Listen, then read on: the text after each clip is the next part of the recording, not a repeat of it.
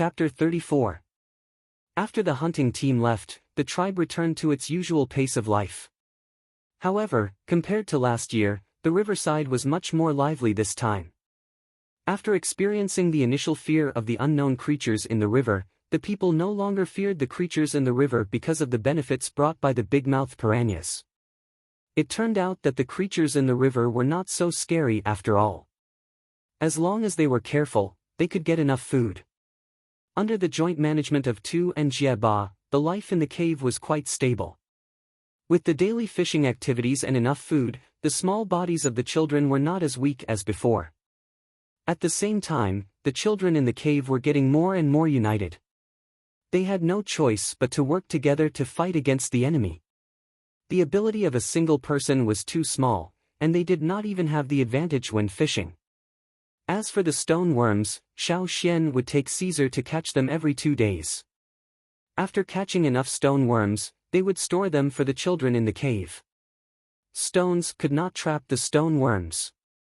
Some people used stone jars to put the stone worms in, but the next day, they found that there was a hole in the jar, and the stone worms were gone.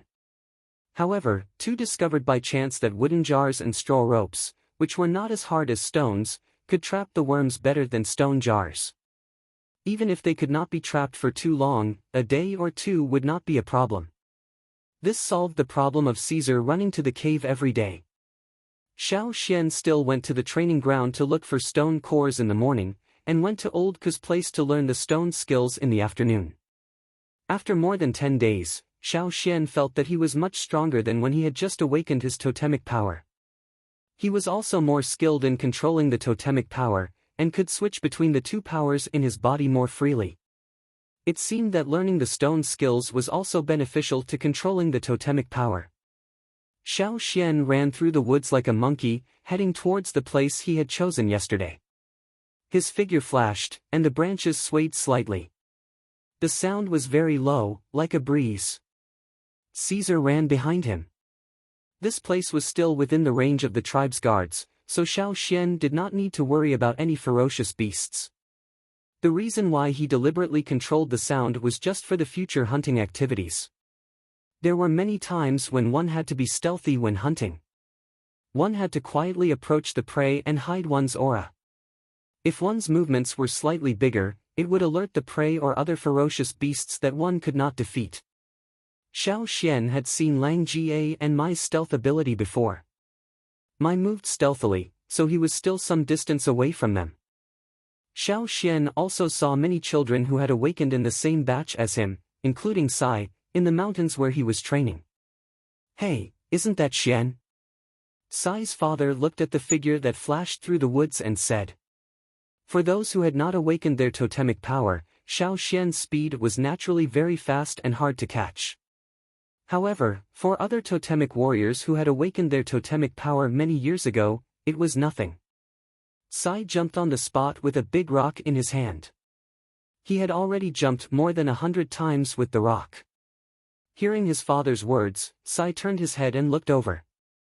Xiao Xian was no longer in the woods. "What are you looking at? Keep dancing."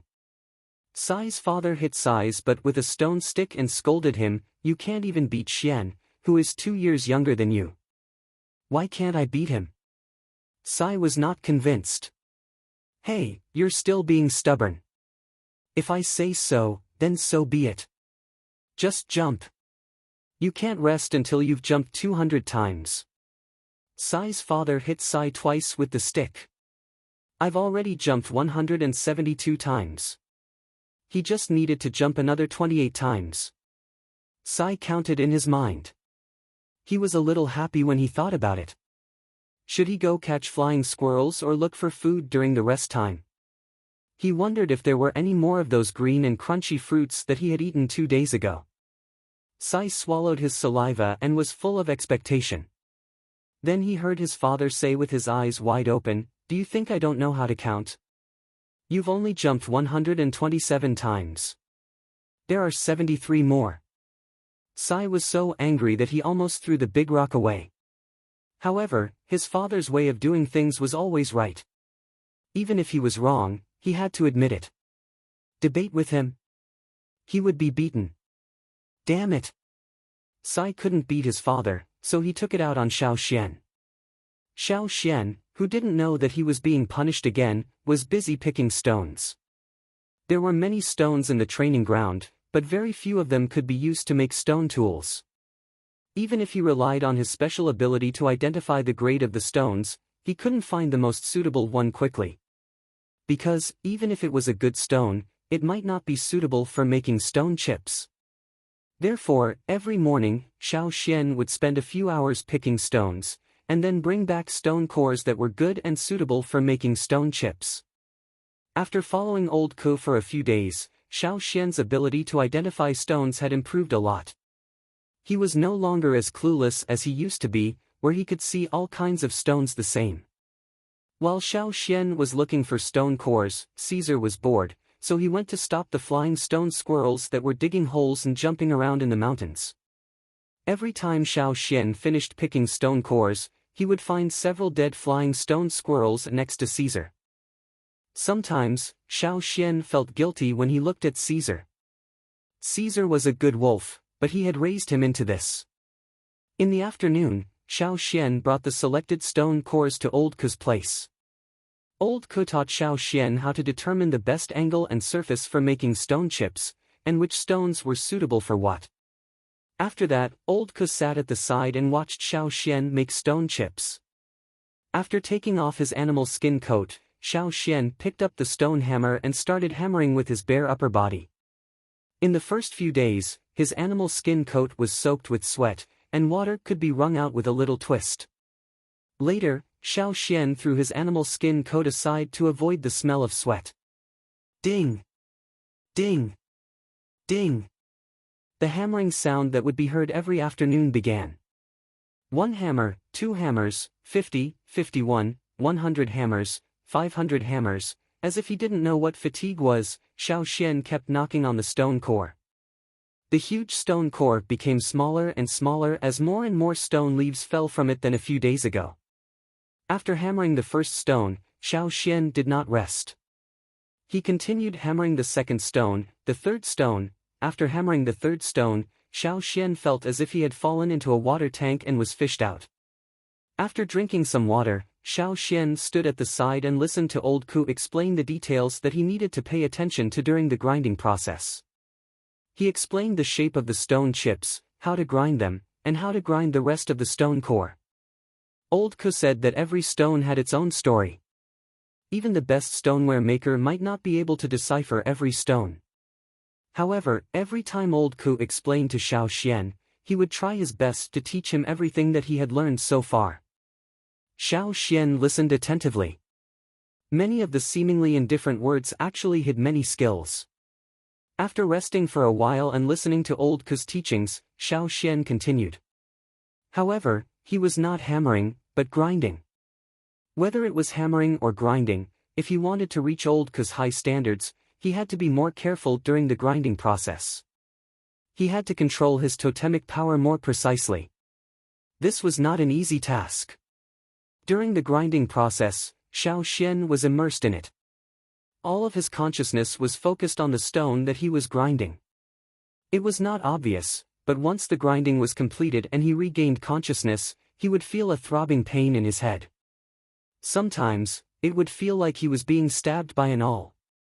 It was so painful that his forehead would be covered in sweat. Old Ku said that this was normal. He had experienced this in the past. Although it was difficult, the results were obvious. Xiao Xian's control of his totemic power was more precise. Old Ku, who was sitting next to him, had a satisfied look in his eyes. Xiao Xian's growth was far beyond his imagination. After so many years, Old Ku had seen many people who learned how to grind stone, but none of them could do what Xiao Xian did. Many people might not be able to do what Xiao Xian did in half a year, or even 1 or 2 years. Of course, there were those who did it well. For example, Lang Jie took less than 50 days. Lang Ga's grandfather even showed off in front of Old Ku. However, how long did Xiao Xian learn? Only 10 days. Old Ku actually wanted to go up the mountain and have a chat with the old guy who made the ground bow. However, he decided to wait a little longer. Just as he was thinking about what kind of expression the old guy would have when he found out, Ku's eyes suddenly widened, as if he had seen something incredible. Totemic patterns appeared on Xiao Xian's body. This was not strange. During this period of time, when he was learning stone crafting skills, Xiao Xian would use his totemic power. Naturally, the totemic patterns on his body would also appear. However, old Ku was not shocked by the totemic patterns. What he saw in front of him was even more unbelievable than when he saw Xiao Xian use his totemic power. Everyone in the tribe knew that when a newly awakened warrior awakened by the fire pit, all the totemic patterns would appear on his body. After the ceremony, the totemic patterns would shrink. The totemic patterns that originally covered the whole arm would shrink to the upper arm, slightly over the shoulder. The totemic patterns on the legs would also shrink. Therefore, when a warrior used his totemic power after awakening, the totemic patterns that appeared would be no more than the elbow or knee. This was the sign of a beginner totemic warrior. One day, when the totemic patterns reached the elbow or knee, it would be the time for a beginner totemic warrior to become an intermediate totemic warrior. This was the most direct and effective way to identify a totemic warrior's level. When warriors were hunting, when they faced countless dangerous beasts and threats to their lives, they would make breakthroughs again and again. Only then would their totemic patterns extend. However, the extension was limited. Many people with decades of hunting experience could not extend their totemic patterns beyond the elbow or knee. In other words, they were still at the beginner totemic warrior level, and their progress was extremely slow. However, what about Xiao Xian's totemic patterns? Old Ku's eyelids twitched. He clearly remembered that when Xiao Xian first came to learn stone crafting skills and used his totemic power, the totemic patterns on his upper arm were the same as those of other newly awakened warriors. They were only slightly over the shoulder. But now, the totemic patterns on Xiao Xian's upper arm had already extended to the length of a little finger. Before this, old Ku did not pay attention to the totemic patterns on Xiao Xian's arm. Just now, he was only thinking about when Xiao Xian could become an intermediate totemic warrior. He glanced at the totemic patterns on Xiao Xian's upper arm, but he did not expect such a discovery. He could see the slightest error in the stone crafting, so how could he not see the length of the totemic patterns on Xiao Xian's arm? Don't underestimate the length of a little finger. This was something that some people could not achieve even after several years. But how long had it been since Xiao Xian awakened? At this speed, how far could a beginner totemic warrior be? Old Ku only felt his eyelids twitch even more. Chapter 35. Ku Xian rubbed his twitching eyelids and stood up from the stone bench.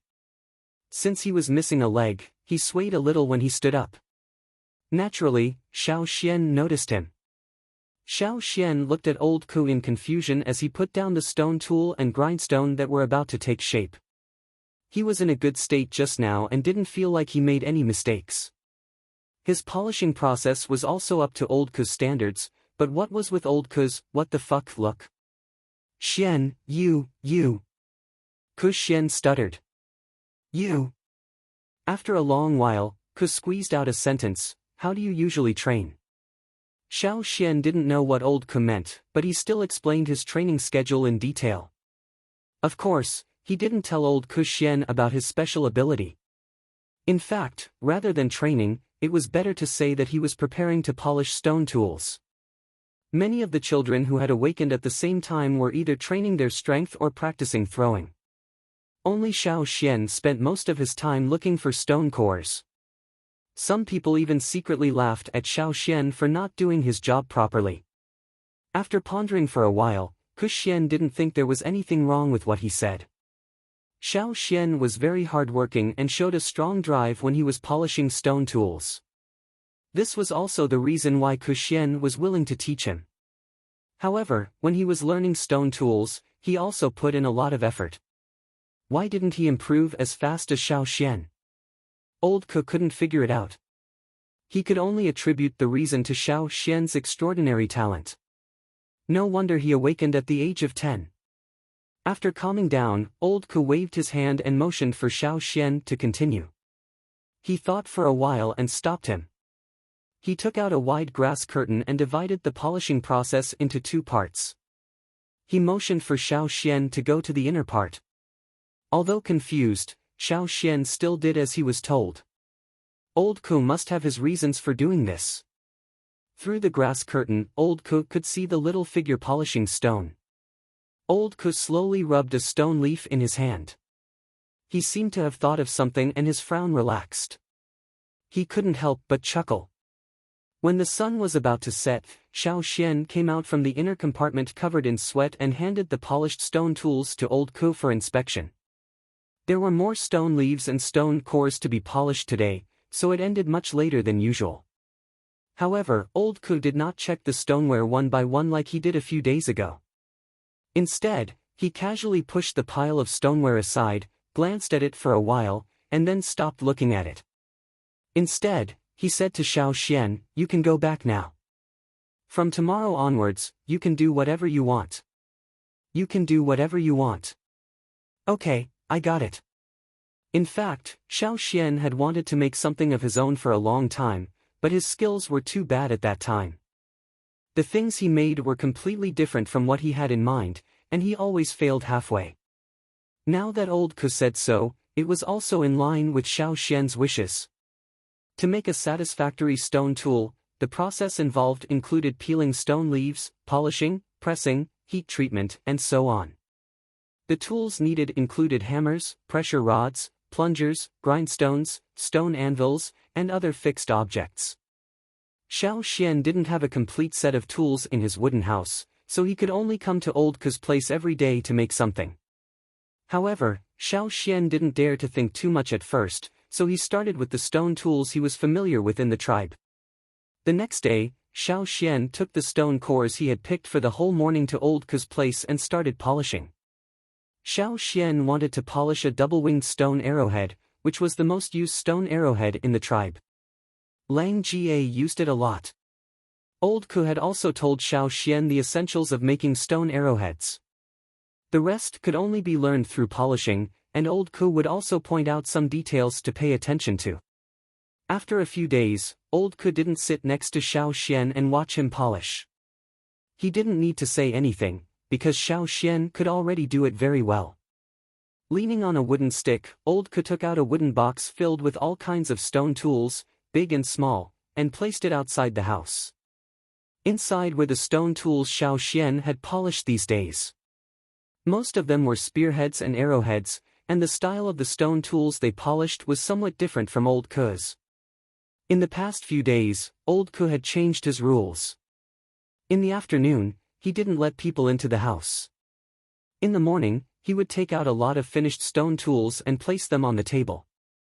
If anyone took a fancy to them, they could quickly exchange them. After noon, Old Ku would pack up and enter the house. He wouldn't come out for the whole afternoon. Therefore, when they saw Old Ku putting out the things at this time, some people gathered around.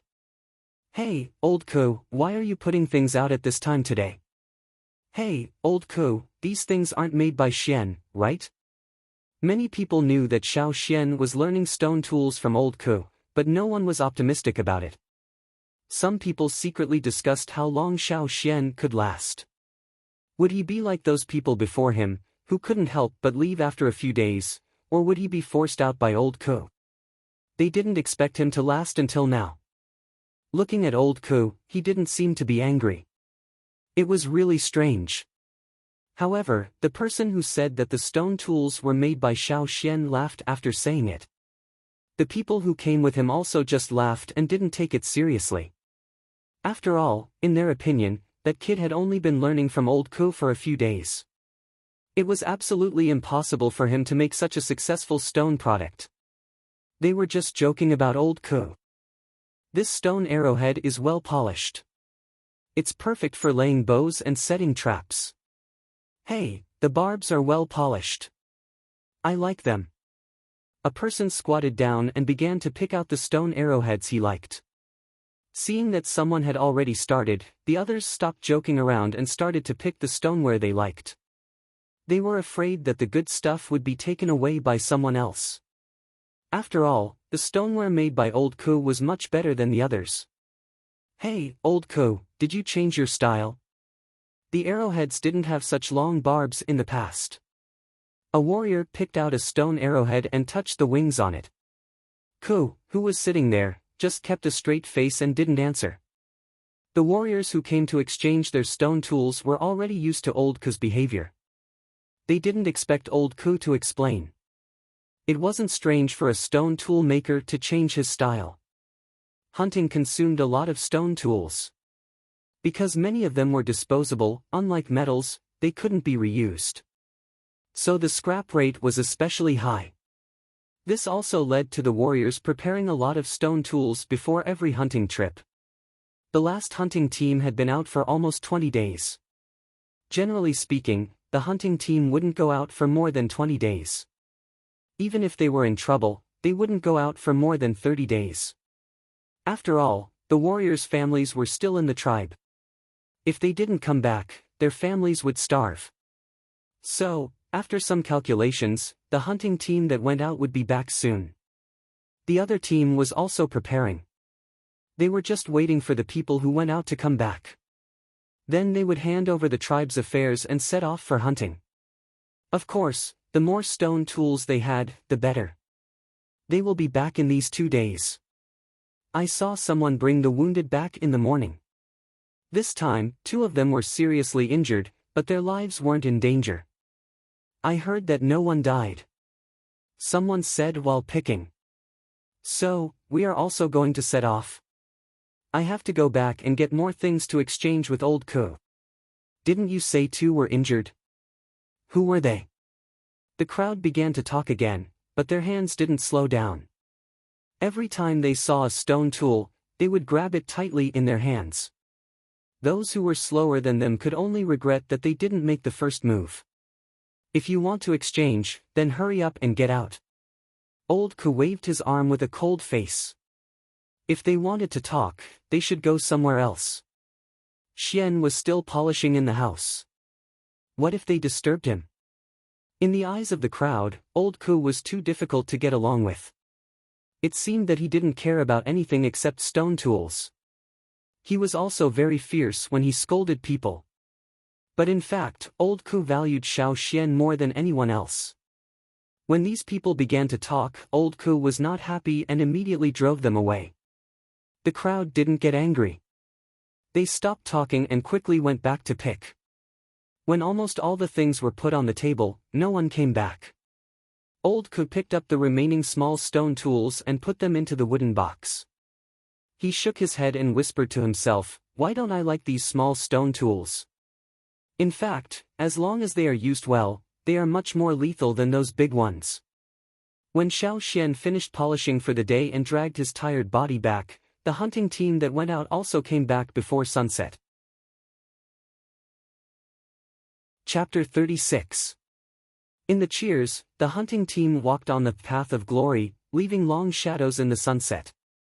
The strong warriors were carrying much bigger prey on their backs, like an ant carrying a quail egg. They carried some on their shoulders, carried some on their backs, and even dragged some with straw ropes. The harvest was plentiful, and it was truly a rewarding journey. It was said that no one in the hunting team was killed this time, only 2 were seriously injured. The injured ones were with the shaman, and their condition had stabilized. With the strong physique of the tribesmen, it wouldn't take long for them to be able to jump around again. After a whole afternoon of non-stop grinding, Xiao Xian was too tired. After finding Lang Jie, Mai, and the others, he turned around and went back to the cabin. He didn't rush to greet them with cheers like the others. At the front of the team, Mao, who was obviously shorter than the others, was carrying 2 big wild boars on his back. He was very proud of himself. Listening to the praises from the crowd, he couldn't stop his mouth from grinning. It felt so good. He straightened his back again, and turned his head to look at the crowd, just in time to see the back of Mai and Caesar leaving. Because he was too tired, Xiao Xian didn't have much energy either. Looking from the back, he did seem to be in a bad mood. He must have been defeated by me, Mao thought. Carrying 2 big wild boars, Mao was still thinking about how to defeat Xiao Xian in the future when he joined the hunting team. After a night's rest, Xiao Xian felt full of energy. Even the soreness in his muscles had disappeared, as if he didn't persist in grinding for so long yesterday. As usual, he picked stone cores in the morning, and went to Old Ku's place in the afternoon. But today, Old Ku gave Xiao Xian half a day off, so that Xiao Xian could have some rest. Looking at the results of his grinding these days, Xiao Xian picked some stone cores and took them with him. Old Ku only took out half of the finished stoneware, and the other half was kept by Old Ku for Xiao Xian's own use. Therefore, Xiao Xian still had a lot of stoneware in stock. Xiao Xian used 2 net bags woven with straw rope to carry some of the stone tools he had selected. Then, he carried them up the mountain. When Xiao Xian arrived, Lang Jie was still sleeping. After going out to hunt, when there was no shift, he would always sleep for 3 or 4 days. "What's the matter?" Lang Jie yawned, his drooping eyelids almost closing. "Oh, I just came to give you something. Go back to sleep." Xiao Xian placed one of the net bags on the stone table in the room and planned to leave. Originally, he wanted to listen to Lang Jie talk about hunting, but now it seemed that he had to wait for a few days. "For me." Although he was sleepy, Lang Jie was still very curious about what Xiao Xian had brought. When the bag was opened and he saw the polished stone arrowheads inside, Lang's squinted eyes suddenly widened. His eyes flashed as he took out an arrowhead and began to examine it carefully. Xiao Xian made the wings on the arrowhead according to the size and shape Lang Jie was used to. Therefore, the barbs were longer than the others because Lang Jie was used to using them.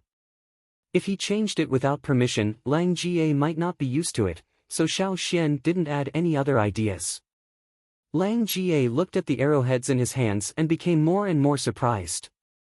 The arrowheads in front of him were very well polished, and the most important thing was that the wings were almost perfect. The wings of the arrowheads could play a role in balancing the flight of the arrowhead, allowing the arrowhead to hit the target more accurately. If the wings were slightly out of place, the hunting effect would be greatly reduced. In order to increase the lethality of the arrowheads, Lang Jie polished the wings of the arrowheads himself. The edges of the arrowheads were more prominent, the tips were sharp, and there were 2 long barbs. Lang Jie had always felt that only the arrowheads polished by himself were easy to use. The arrowheads polished by others, even his grandfather, might not be easy to use. But now, looking at the arrowheads in his hands, Lang Jie was very surprised. With just a glance and a weight, he knew that these arrowheads would be very easy to use. The arrowheads in his hands looked almost exactly the same as the arrowheads that Lang Jie polished himself. No, they weren't exactly the same. The arrowheads in front of him were polished more perfectly. Usually, when Lang Jie polished the arrowheads himself, because of the large demand, he didn't spend time polishing some details. But these arrowheads in front of him? "Hey, Xian, thank you, I like them very much. By the way, please thank Old Ku for me. Thank him for the arrowheads he polished." In Lang's opinion, these arrowheads were naturally polished by Old Ku, and Xiao Xian naturally asked for them from Old Ku before sending them over. Lang Jie stretched out his thumb and touched the wings of the arrowhead. TSK, the edges of the arrowheads were very well polished. As expected of a master's product. Xiao Xian, who had just walked out of the door, turned back and smiled. "I'll help you pass on the message. By the way, I polished those arrowheads myself. You can see if they're good for you when you use them." Hearing Xiao Xian's reply, Lang Jie, who was touching the arrowheads, froze. He raised his eyes and looked at Xiao Xian in astonishment, the muscles on his face trembling violently. "Wait." Lang Jie strode in front of Xiao Xian, holding the arrowhead in his hand. He stared at Xiao Xian and said word by word, "You made this?" Xiao Xian nodded. "Yes, it's passable, right?" "Passable?" Lang Jie stared at Xiao Xian with bloodshot eyes. Even his breathing became heavy. If these were considered passable, then what was the point of what he was doing now? Stone slag? Xiao Xian didn't quite understand what Lang Jie meant. He had some arrowheads given by Lang Ga. Because he had used them once, Lang Jie didn't want to take them out for hunting, but it would be a waste to throw them away, so he gave them to Xiao Xian for training. When Lang Jie and the others first started training, they also used second-hand arrowheads, which was very common in the tribe. Xiao Xian's arrowheads were made according to the ones given by Lang Ga. There were some flaws on the arrowheads, but it didn't affect their use. Xiao Xian always thought that the small flaws were caused by the wear and tear of the arrowheads. After seeing them, Old Ke didn't comment on them. But for the arrowheads made by Xiao Xian himself, Old Ke commented that they were passable. This was also the reason why Xiao Xian said they were passable. Lang Jie looked at Xiao Xian with a complicated expression. Maybe it was because he had a grandfather who was a stoneware maker. He also made stoneware himself and thought that he was quite talented in stoneware. Now that he had some success, even if he couldn't catch up with his grandfather, he would definitely surpass him in 10 years. Moreover, among his peers, his ability to make stoneware was above most, especially when it came to arrowheads. Almost no one in his generation could surpass him. But now, in front of him, there was a 10-year-old kid who had just awakened and learned stoneware for less than 30 days. The arrowheads he made were actually better than his own. With his eyesight, he could naturally see that this kind of stone tool could not be made with enough time and meticulous polishing. Moreover, the arrowheads in his hand were very smooth and did not have many stagnation points. It was possible that these arrowheads were all polished in a short period of time. Why did he change so much after coming back from a hunt? I'm only going out for 20 days, not 2 years. Thinking about how he gave Xiao Xian a batch of second-hand stoneware arrowheads full of flaws before he went hunting, Lang Ga's face turned red and he wanted to bang his head into the ground. Although he was usually thick-skinned, when it came to stoneware, he was deeply influenced by his grandfather. His views and thoughts were completely different from usual.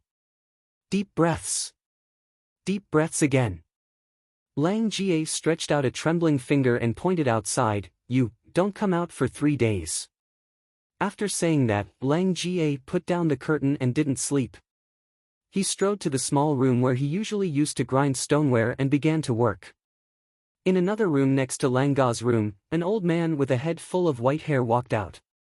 Although he was old, his body still looked healthy. It wasn't a problem for him to carry a stone that weighed 100 pounds.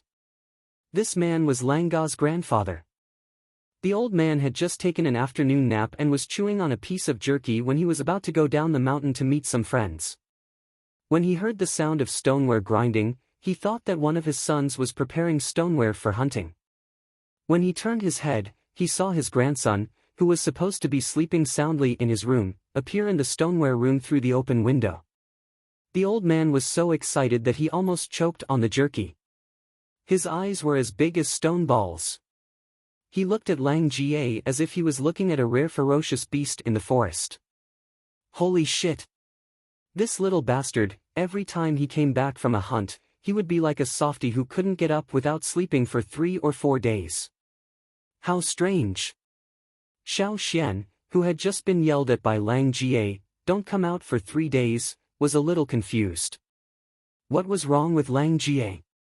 Did he not wake up and have low blood pressure? Shaking his head, Xiao Xian carried another net bag and walked up the mountain. Mai's place was slightly higher. Chapter 37. As an intermediate totem warrior, Mai held an important position in the hunting team. He had a lot of work to do back in the tribe, so he was not as free as Lang Ga. When Xiao Xian arrived, Mai was assigning patrol tasks to 2 warriors. Xiao Xian waited for the 2 warriors to come out before he went in. Inside the house, Mai was processing the meat he brought back. He only did some preliminary processing during the hunt, so he had to chop them into small pieces and marinate them. He also had to sort them out for other uses. "You're here." Seeing Xiao Xian enter the house, Mai waved his hand and threw a piece of bloody meat the size of a winter melon to Xiao Xian. "Take it back and eat it. You're a totem warrior now, so you eat a lot. You'll get hungry during training." Many people would reduce their training time when they were short of food. After all, once a totemic warrior started training, they would consume more energy, so naturally, they would need to eat more. Especially for warriors like Xiao Xian who had just awakened, it was the time for them to grow, so they could not lack food. "Thank you, Uncle Mai." Xiao Xian took the meat and handed the net bag to Mai. "This is for you." Mai put down the stone axe and looked at the net bag curiously. "You made it yourself?" "Well, it's definitely not as good as yours, Uncle Mai. But it's still okay." Xiao Xian scratched his head and said. Compared to Lang Ga's stone arrowheads, the ones Xiao Xian gave Mai didn't have as many stone arrowheads. Instead, most of them were spearheads for throwing during hunting. After all, the two of them had different responsibilities in the hunting team, so the stone arrowheads they used were naturally different. Mai had heard from Lang Jie that Xiao Xian was learning stone tools from old Ku. But it had not been long, so Mai did not expect to see many exquisite things. Xiao Xian was thoughtful enough to send him something, so he did not want to discourage this kid. Mai smiled and pulled open the net bag, intending to say some words of encouragement. "Actually, you can't rush into crafting stone tools. It's already very good that you're able to do this." In the future, his voice came to an abrupt halt. Mai looked at the well-polished spearheads in the net bag and swallowed back the words of encouragement he was about to say. The sharpened spearhead was the same as Mai's usual spearhead. Its spine was slightly higher, and the blade of the spearhead was also very sharp. The spearhead's blade gathered into a sharp point, and there were no traces of it being beaten. Clearly, a lot of effort had been put into the sharpening. Unlike the spearheads used by many warriors, the spearheads Mai liked to use had grooves for drinking blood on both sides of the spine. Xiao Xian also had grooves for drinking blood. Just like Lang Jie, Mai also gave Xiao Xian a stone tool for training. It was a spear that he had used before. However, when he gave it out, he did not expect to receive such a gift in return. These, are you really polishing them yourself?" Mai looked at Xiao Xian, and saw Xiao Xian nodding. Mai then looked at the stone tools in his hands. He did not expect Xiao Xian to have such a gift. In this case, even if Xiao Xian could not improve his strength in the future, he would be able to live a peaceful life in the tribe. He would not have to starve. After being stunned for a while, Mai laughed. "Good. Very good." Unlike Lang Jie, Mai did not spend so much effort on crafting stone tools, nor did he care much about them. Therefore, when he saw Xiao Xian's stone tools, he only admired them. After putting away the spearheads, Mai asked about Xiao Xian's training during this period, and gave some suggestions. He did think highly of Xiao Xian, but he also agreed that the newly awakened ones should train more. There was no need to rush to join the hunting team. Otherwise, they would be like Hoodlum, who was too eager for success. However, when the time came, they would make a lot of mistakes and become a burden. After thinking for a while, Mai reached out his hand and said to Xiao Xian, "Punch my hand, and let me see your strength." After a totemic warrior's ability was improved, his strength would continue to increase. That was why Mai wanted to use this method to see Xiao Xian's results during this period of training. However, he did not expect Xiao Xian to improve much. After all, Xiao Xian had spent most of his time making stone tools. "Okay." Xiao Xian put aside the meat in his hand, and stretched his arms and legs. In fact, he did not know how different he was from the other kids, except for his special ability. He also did not know what level he was at now. It would be good for his future training if he could get some advice from Mai. Since he wanted to test his fist strength, he had to use his totemic power. Taking a deep breath, Xiao Xian mobilized the totemic power in his body. Immediately, clear totemic patterns appeared on his face, and quickly spread from his face to his neck. Mai was satisfied to see Xiao Xian mobilizing his totemic power so quickly. He was much better than the other kids who had been preparing for a long time. Xiao Xian suddenly stomped on the ground with his right foot, and rushed towards Mai at a high speed. He punched Mai's hand. Bang! The fist hit the palm, but it was like a collision between rocks. Xiao Xian felt as if he had hit a hard steel wall, which was completely different from the rock he had hit in his training. Xiao Xian staggered back 2 steps, and took back his fist. He grinned and rubbed his fist. Actually, it wasn't just his fist that was hurting. His entire arm was aching. Sure enough, there was such a big difference between a newly awakened totemic warrior and an intermediate totemic warrior. Looking at Mai, he looked like he had just hit a piece of tofu, and his hand was not even red. Xiao Xian also noticed that the totemic patterns on Mai's body had indeed gone past his elbow, and some of them had even spread along his forearm. Unlike him, his totemic patterns had just gone past his shoulder. In fact, Mai was not so calm. He looked at Xiao Xian in surprise. Compared to the pain in his hand, he had seen the totemic patterns on Xiao Xian's shoulder, but now they had disappeared. He did not know if it was an illusion, but Xiao Xian's punch was indeed stronger than most of the newly awakened totemic warriors. Winter was over, and the weather was getting warmer. The temperature was rising day by day, and he had to train every day. For convenience, Xiao Xian was now wearing a sleeveless animal skin coat, so the totemic patterns on his shoulder were naturally exposed. Maybe Mai did not have old Ke's eyesight, but compared to most people, he was much better. Again. Use all your strength, Mai said to Xiao Xian. Seeing that Mai had other ideas, Xiao Xian did not hesitate. Taking a deep breath, Xiao Xian mobilized the totemic power in his body again. In his mind, the flames wrapped around the horns suddenly grew, and the totemic power was mobilized to the limit.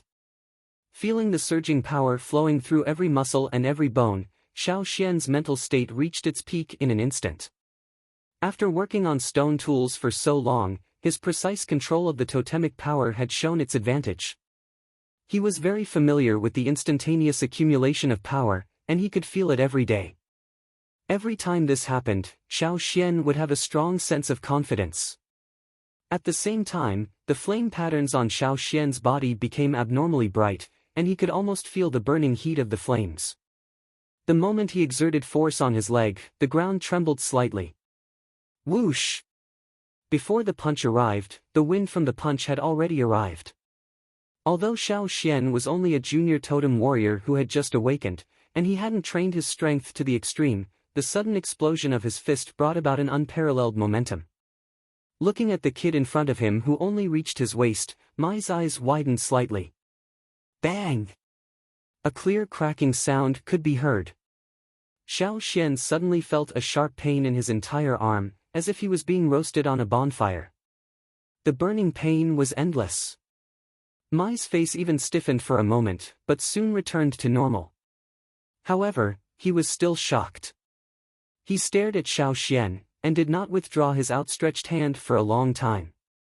Xiao Xian, who was pushed back a few steps by the recoil, waved his arms and made a hissing sound. He didn't expect it to be so painful. Compared to the feeling of the last punch, the difference was not just a little bit. Xian, Mai said with some difficulty. Ah. Xiao Xian waved his arm, and looked at Mai. He was not worried about his arm. Even if it was broken, it would heal in a few days. This was the advantage of the tribesman's physique. You go back, and get ready. Hearing Mai's words, Xiao Xian wondered if Mai would tell him not to come out for 3 days, just like Lang Jie did. He continued to look at Mai, waiting for him to continue. Get ready, and go hunting with us next time. Ha! Chapter 38.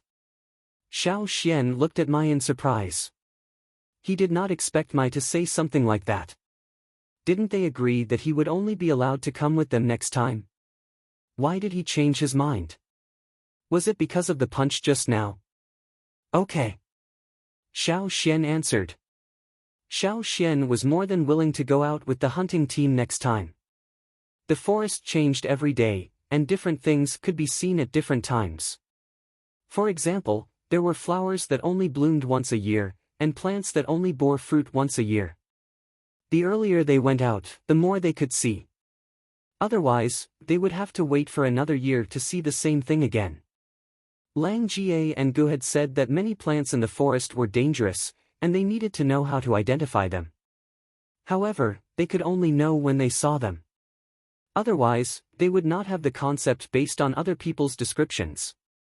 Besides, since Mai allowed Xiao Xian to come with them next time, he obviously recognized Xiao Xian's ability. As for the rest, Xiao Xian only needed to go back and prepare. At this time, someone came in to look for Mai. It was Tua, who they had met before. Knowing that they had something to discuss, Xiao Xian did not want to disturb them, so he left. "Uncle Mai, you go ahead. I will go back and prepare." "Thank you, Uncle Mai." After Xiao Xian left, Mai moved his stiff palms. He shook his shoulders and swung his arms slightly, which made a series of cracking sounds. Because of Xiao Xian's punch, several bones in his arms were dislocated. However, this shake pushed all the dislocated bones back to their original positions. Although his palms looked fine, Mai knew that there were injuries on his palms. He had underestimated that kid. Mai had planned to comfort and enlighten Xiao Xian so that he could focus on his training. He also planned to give some examples of hunting to Xiao Xian, so that he could take him out to hunt next time. However, after feeling Xiao Xian's punch, Mai changed his mind. "What did the kid say he was going to prepare?" Tua asked. "About the next hunting trip," Mai answered. Tua was a little dissatisfied. "Didn't he say that sharpening the axe will not delay the work of cutting firewood? I thought he was waiting for the next hunt. Did he come to beg you just now?" For the sake of the shaman, Tuo's attitude towards Xiao Xian was not bad. However, he did not want to give in when it came to hunting. The hunting that had just ended was an example. Fei's several serious mistakes during the hunting operation almost implicated the others. Mai shook his head. "He didn't mention it. I allowed it." "Why?" Tua was puzzled. The smile on Mai's face grew wider and wider. "Since the blade is almost polished, it's a waste of time to keep sharpening it. Whether it can be sharpened or not, it's impossible to keep cooped up in the tribe. We can only go out and train in the forest." After leaving Mai's residence, Xiao Xian walked briskly down the mountain. Every step he took was huge, but his movement was very small. It looked like he was just floating over the stones. After going down the mountain, Xiao Xian did not immediately go back to his cabin. Caesar went to help the children in the cave to dig out stone worms, so Xiao Xian was not worried. When he came to Old Ku's cabin and was about to shout, he saw the straw curtain at the door being lifted up. An old man with a head full of silver hair strode out. Looking at the old man's face, it was obvious that he was angry. His beard was almost sticking up. Seeing Xiao Xian standing at the door, the old man frowned and looked at Xiao Xian from head to toe. It seemed that he was questioning something. His eyes were like a stone knife that could not wait to cut Xiao Xian a few times. His beard trembled. It seemed that he wanted to say something, but in the end, he only left with a heavy humph. Then he turned around and left. Xiao Xian was confused. Was he a psychopath? Seeing Ge poking his head out at the door, Xiao Xian asked, "Who was that?" After making sure that the old man was far away, Ge laughed and said, "That was Lang Ga's grandfather." "That was Lang Ga's grandfather?" Just as Lang Jie said, he was a bad-tempered old man. Walking into the cabin, Xiao Xian told Old Ku that Mai allowed him to go hunting next time. Ge was surprised with his jaw wide open. Old Ku, on the other hand, seemed to have expected this.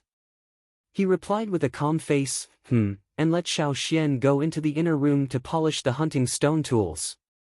The stone tools used for hunting were more demanding and time-consuming than the stone tools used for training. Xiao Xian had a lot of stone tools for training, but only a few for hunting.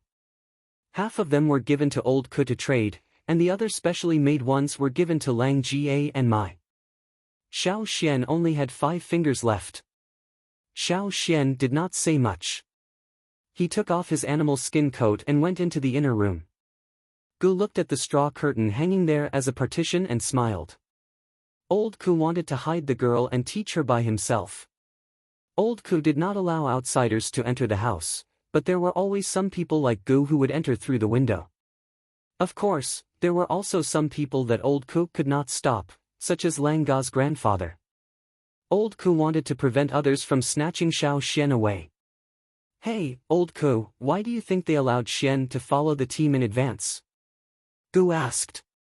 Old Ku did not say anything. "Tch, if you don't want to answer, then don't answer." Gu walked inside and carefully lifted the straw curtain to look inside. He wanted to see what was different about Xiao Xian compared to before. He could even make Mai, who had always been strict, let him go. After looking for a while, Gu walked back with his chin in his hand. He was shocked as if he saw a carnivore suddenly become a vegetarian. He. Before Gu could say what he had just seen, he saw Old Ku holding a white knife and sharpening it. The word "heath" was stuck in his mouth. After a while, he stuttered and pointed at the knife that was being sharpened, and then at Old Ku. There were many marks on the body of this saber, and there were also many small gaps on the blade, which looked like saw teeth. This was caused by its previous use. The hilt that was installed in the early years was also broken, so it was simply removed. The part of the hilt that was exposed was a part that was integrated with the saber body. The original hilt that was installed on this part of the saber. Ge's eyes were glued to the knife, and he could not return to his senses for a long time. He had already guessed what Old Ku wanted to do. It was also because of this that he was surprised. This was even more shocking than seeing Xiao Xian's totem pattern. When Xiao Xian finished sharpening the stone core and walked out, Old Ku was installing the handle on the knife that had already been sharpened. The handle was installed with a kind of resin, which was mixed and melted. Xiao Xian had used this method before. It felt good, much better than wood or rope. "Wait for a moment. You can take it back when the handle is done," Old Ku said to Xiao Xian, who was about to leave. Xiao Xian looked at the knife. The knife was wide, and the blade was about half a meter long. The back of the knife was about a finger thick. It was much thicker than many of the stone knives that Xiao Xian had made. Looking at Ge's expression, Xiao Xian knew that this knife was extraordinary. He had never touched the knife, so he could not say anything. However, as he looked at it, he felt a heavy chill coming from the knife, as if it wanted to press people into the ground. "What is this?" Xiao Xian was puzzled. "This is a knife made from the teeth of a ground shell." Gu looked at the knife, his face full of reluctance. He wanted to snatch it and hold it in his arms. This knife had not appeared in front of anyone since Old Ku's leg was broken. He had begged Old Ku countless times before, but Old Ku never agreed. He was not even willing to take it out to see. But now, Old Ku was going to give this knife, which symbolized his best days, to Xiao Xian. Gu was envious, but he also knew that in his current situation, he could only be envious. There was no need to think about anything else. Ground shell. It was a ground shell. Even though Xiao Xian had not seen it with his own eyes, he had heard from Lang Jie that it was a giant ferocious beast that lived underground.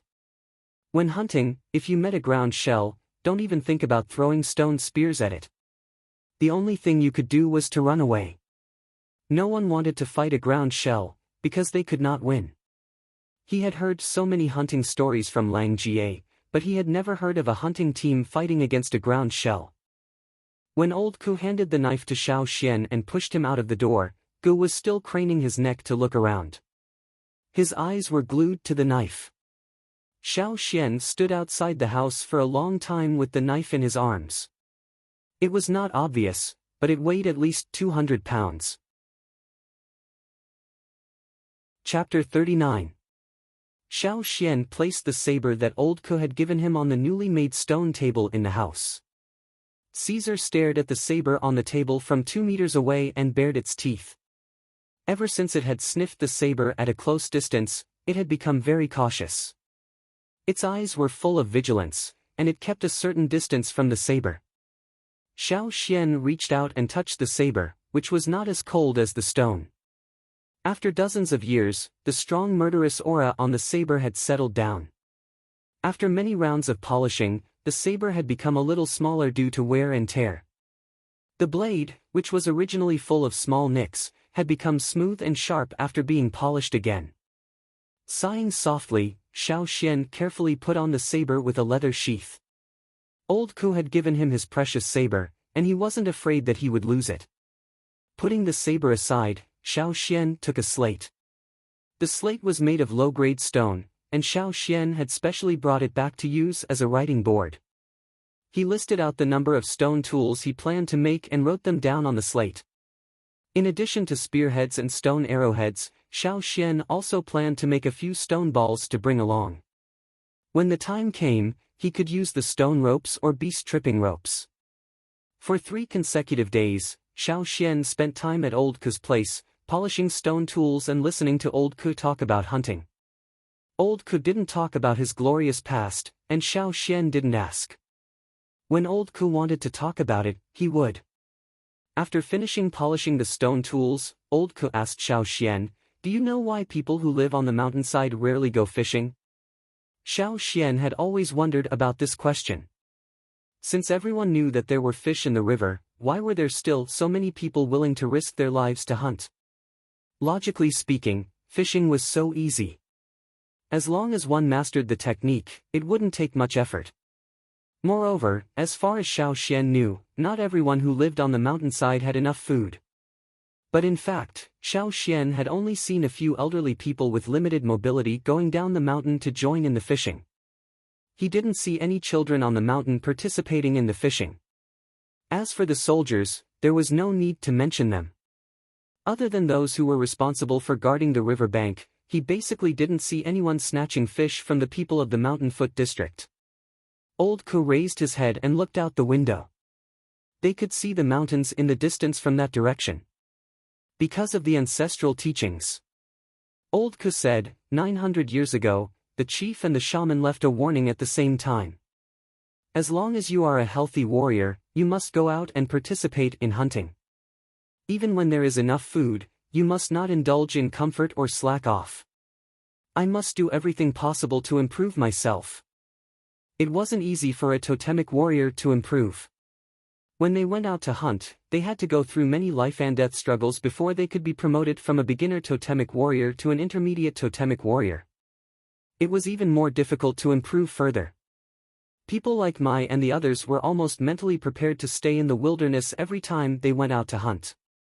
On the whole mountain, the people who lived in the Mountain Foot district were the weakest in terms of overall strength. At the same time, it also showed that these people's mentality was relatively lazy. But even so, Xiao Xian didn't see any reluctance on anyone's face every time they went out to hunt. Everyone was very active, even if they could now catch enough fish. Many warriors on the mountain didn't let their children go down the mountain to fish, probably because they didn't want their children to form the idea that getting food is actually very easy. From the brainwashing teachings passed down from generation to generation, they only needed to know that if they wanted food, they had to go into dangerous places and fight with the ferocious beasts in the mountains. Only with pressure would there be motivation to improve. A warrior who hasn't been tested by hunting is not a real warrior. Old Ku concluded. It sounded cruel, but it was understandable. Thousands of years of persistence couldn't be changed by a fishing incident. They believed that it was easy to slack off when fishing, so they would continue to persevere. Not to mention, the chief and the shaman had already made a development plan a long time ago. There was nothing to do with fish, and the focus was on the distant mountains. Xiao Xian remembered the murals on the wall of the stone room in the cave, and the last sentence, "One day, we will return to the old land. The glory is still there, and the fire of Yanjiao will never be extinguished." After leaving Ku's place and returning to his cabin, Xiao Xian gently counted the stone tools he made today, and classified them together with the stone tools he made a few days ago. The stone arrowheads made by Xiao Xian himself were different from those made by Lang Ga. The arrowheads were more streamlined, the wings were striped, and the tips were slightly straighter. In addition, he also made some 3-winged stone arrowheads. Different from the stone tools used for training, the stone tools prepared for hunting were engraved with Xiao Xian's name. This was something that every hunting warrior in the tribe would do. After sorting out the stone tools, Xiao Xian turned back and saw Caesar squatting next to him, yawning. His ears drooped listlessly, and he looked like a lazy dog lying in front of his house. No wonder Lang Jie and the others didn't look at Caesar as prey, but directly ignored him. Caesar wasn't a challenge at all, and they weren't interested in him. However, when the hunting team went out for about 20 days, what would Caesar do?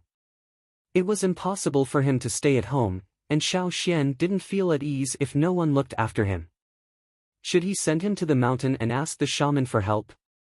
No, the old faker couldn't take care of anyone when he was busy. Xiao Xian even thought about sending Caesar to the cave, but in the end, he gave up the idea.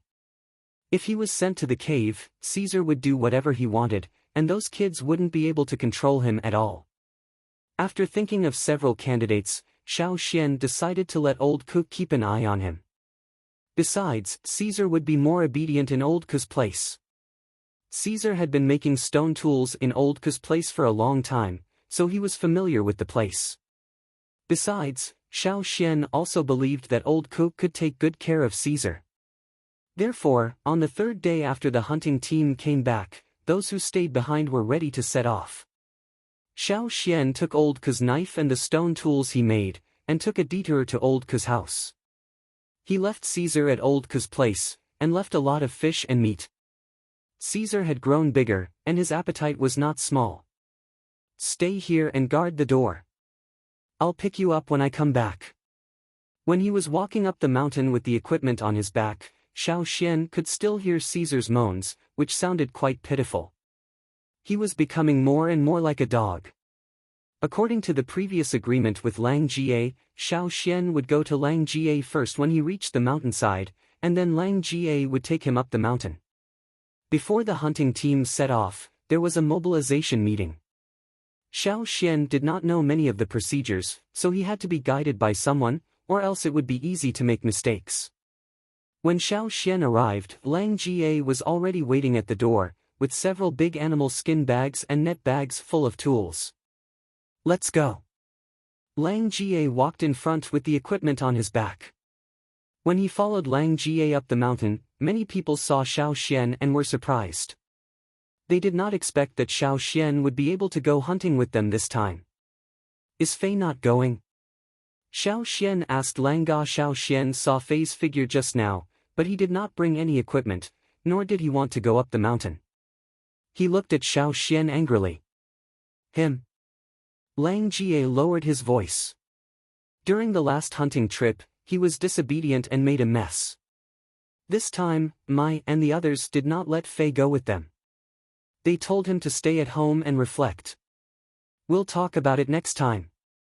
Anyway, don't think about it this time. So Xian, when you go hunting with the hunting team, you must listen to them." "Got it," Xiao Xian replied. On the way, they met Ong and a few others who had a good relationship with Lang Jie, so they went up the mountain together. The mobilization meeting was held at the same place as last time, but this time the whole fire pit was not lit.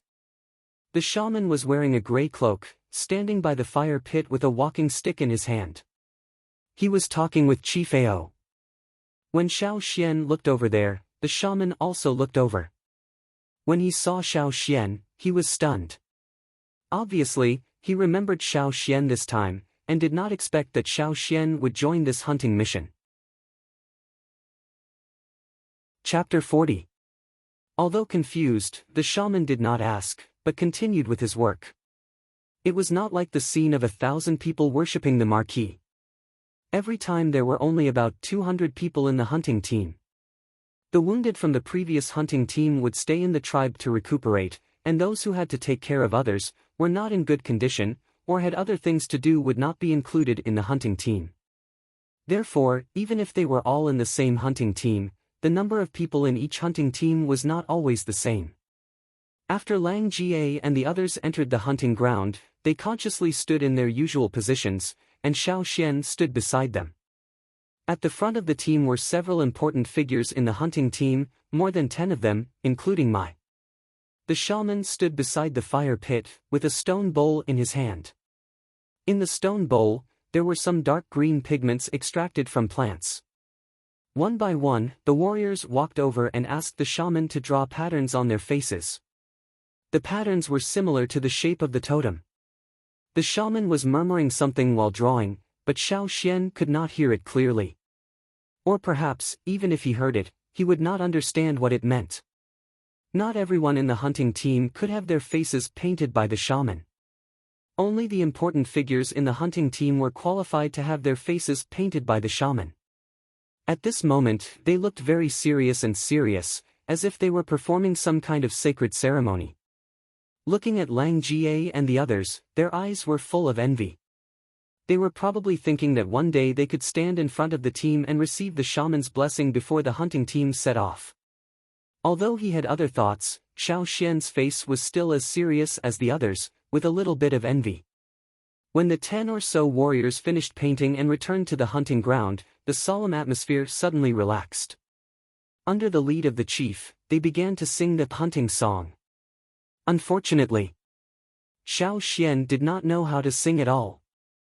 Xiao Xian had heard the hunting song several times, but he could not master it. He also did not know that the hunting team had to sing it together before the hunting team set off. Damn, it was like not knowing how to sing the national anthem at the flag-raising ceremony. It would be so embarrassing if he said it out loud. But the problem was that in the tribe, the song of hunting was usually taught by parents and elders. Xiao Xian came from the cave, and Xinz was not an original, so he had never paid attention to this. Lang Jie and the others also did not think about this aspect, so they all neglected it. However, Xiao Xian was not a real child after all. He did not know how to play the song of hunting, but he knew how to make up the numbers. Xiao Xian's expression didn't change.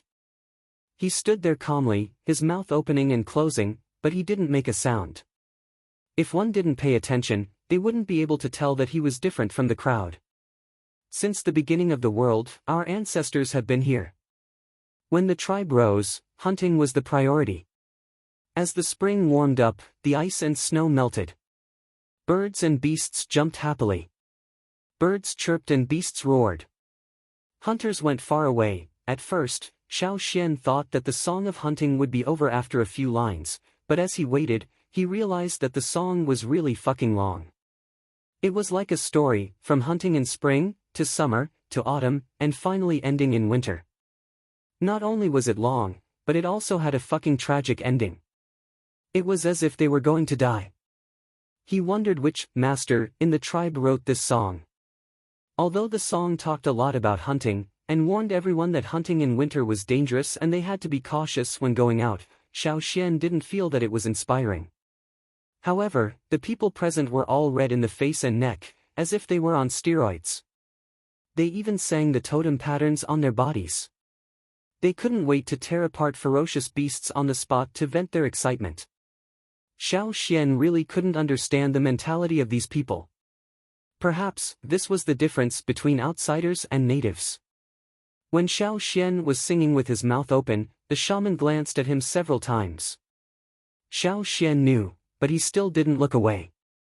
He followed the example of Lang Jie and the others. When others were excited, he was also excited. When others roared with their spears, he also roared with his spear. Didn't Lang Jie say that no matter what he did, Xiao Xian would not make any mistakes? Standing by the fire pit, the shaman's old face twitched as he watched. Of course, he could see that Xiao Xian didn't know how to sing the song of hunting, but he didn't expect that Xiao Xian could be so thick-skinned. If it were other kids, they would have been terrified. After singing the song of hunting, Xiao Xian felt that the food he ate in the morning was almost used up. Since the morale had been boosted, the chief didn't say anything more. He asked the team leader to lead the team and set off immediately. There was a time plan for going out hunting, or there would be more trouble if they missed the timing. Xiao Xian moved his feet and followed Lang Ga, feeling someone was looking at him. Xiao Xian looked over. It was Mao. Mao was surprised. He did not expect that after Fei's accident in the last hunting mission, they would still allow the newly awakened warriors to join the team in advance. In fact, even the few kids who performed well in the last hunting mission might not be allowed to join the team this time. Obviously, Mao didn't consider himself as one of the newly awakened warriors. Xiao Xian glanced at him and ignored him. In case he made any mistakes, he had to follow Lang Jie closely. How could he have time to stare at that little kid? The hunting team walked down from the top of the mountain. People gathered on both sides of the path of glory to see them off. In this team, only Mao and Xiao Xian were among the newly awakened warriors this year. Therefore, the two of them were very conspicuous. Many people on the mountain were not familiar with Xiao Xian. When they saw the kid walking in the team, they realized that the kid in front of them was the one who was awakened in advance during the ritual ceremony. Once again, Xiao Xian made his presence known. Even those who didn't remember him last time remembered him. If he could follow the team, he must have the ability to do so. The tribe appreciated people with ability very much. As they walked down the mountain, they met more and more familiar faces. They waved their fists at Xiao Xian, not because they wanted to beat him, but because they wanted to encourage Xiao Xian. To Xiao Xian's surprise, the kids in the orphan cave also gathered by the path of glory and joined the team to see them off. They waved their little fists at Xiao Xian with envy in their eyes. At least they had a conscience. He didn't help them for nothing. Xiao Xian thought. Xiao Xian also saw Sai behind the crowd. Sai was carried here by his father. He planned to sleep a little longer in the early morning, but he was carried here to see the hunting team off. He was looking at the passing warriors carelessly, but suddenly he stopped yawning and stared at Xiao Xian in the team with his eyes wide open. Then he turned his head stiffly to look at his father. As expected, when Sai's father saw Xiao Xian in the team, he narrowed his eyes and tightened his grip on Sai's hand. He was thinking about how to give Sai more training tasks. Walking down the path of glory, the hunting team sped up. The voices of the crowd gradually faded away until they could no longer be heard. Xiao Xian carried his equipment and followed closely behind Lang Ga. They were not completely out of the patrol area of the tribe. There was a small piece of flat land in front of them. Once they got out of the flat land, they would be out of the territory of the tribe. Running on the thick grass, Xiao Xian looked up at the forest on the other side of the flat land. Clouds and mist rose up like steam, hanging in the air and covering a large part of the forest below. It looked oppressive and heavy. A sharp mountain peak showed a corner above the clouds and mist, like a black eye, overlooking the living beings below. Before entering the forest, they had already felt the heaviness as if it was going to bury them alive. Before entering the forest, there was a short rest time, and the leaders would assign tasks. Xiao Xian took the opportunity to ask Lang Jie, who was arranging the ground bow, "What should I do later?" "You don't have to think about other things," Lang Jie smiled and said, "just don't fall behind." Xiao Xuanzi's hunting trip began. "It's a new week, please recommend me." Chapter 41. After a short rest, the team leader led 40 warriors into the forest, while the others waited here. The rest of the warriors were divided into 5 groups. According to the original plan, they would enter the hunting areas separately in a fan shape, instead of gathering together. Xiao Xian was listening to Lang Ga's words, and when he looked up, he saw Mai and Mao coming over. "That kid didn't follow us last time. Why is he here this time? Does he want to change the route?" Ong whispered to his companions. "I just saw Mao go to find the team leader, and then Mai was called over," said Kuei, who had a good relationship with Lang Jie, and Ong Kuei was only a few years older than Xiao Xian, but after the awakening, he became taller. Now he looked not much shorter than Lang Jie and the others. Lang Jie and Ong both curled their lips. Xiao Xian knew it in his heart, because he heard Lang Jie and the others talk in private. The team leader of the hunting group was Mao's father. There were 2 reasons why Mao was able to join the hunting team. First, he was indeed capable, and he was indeed stronger than most of the other kids who were awakened in the same batch. His performance in the last hunting mission was also very good. The other reason was that he was ordered to join the hunting team by the team leader. Considering these 2 reasons, no one in the team had any objection. Obviously, it was Mao's idea to join their group this time, and the team leader had agreed. "Xian, Mao, and you awakened in the same batch, and you two are about the same age. But Mao has more hunting experience than you, so you two should communicate more. Mai said. Okay. Xiao Xian didn't show any displeasure, because he was not qualified to raise any objection. Out of Xiao Xian's expectation, Mao did not show his usual arrogance of "I am the best in the world," nor did he look at Xiao Xian provocatively. Instead, he behaved himself and listened to Mai's plan carefully. From this point of view, he was smarter than Fei. After a while, the sound of a wooden whistle came from the forest in the distance. The whistle sounded like the chirping of a bird, but it also sounded like the cry of a deer. In this forest, it was not considered abrupt. That was the signal sent by the advance group, which meant that there were no ferocious beasts in front of them that were beyond the abilities of the hunting team, and there was nothing unusual compared to the previous hunting teams. The following teams could continue. The advance team would send out the news after the initial investigation, but they would not wait for the following teams to hunt together.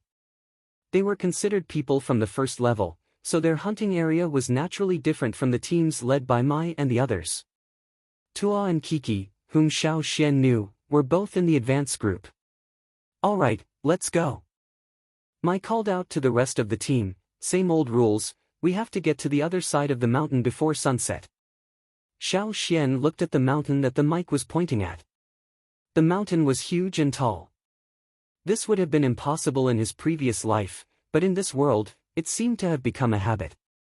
The other hunting teams also had their own hunting routes. Some of them did not go over the mountain, but took a detour and went in other directions. Stepping into the dense forest, the team of about 30 people, each carrying a lot of things, walked through the forest, but did not make much noise.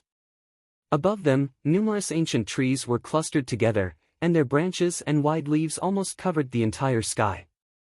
Below the trees, there were many unknown shrubs, and in the places where the shrubs did not gather, there were some ancient trees with their well-developed roots protruding from the ground.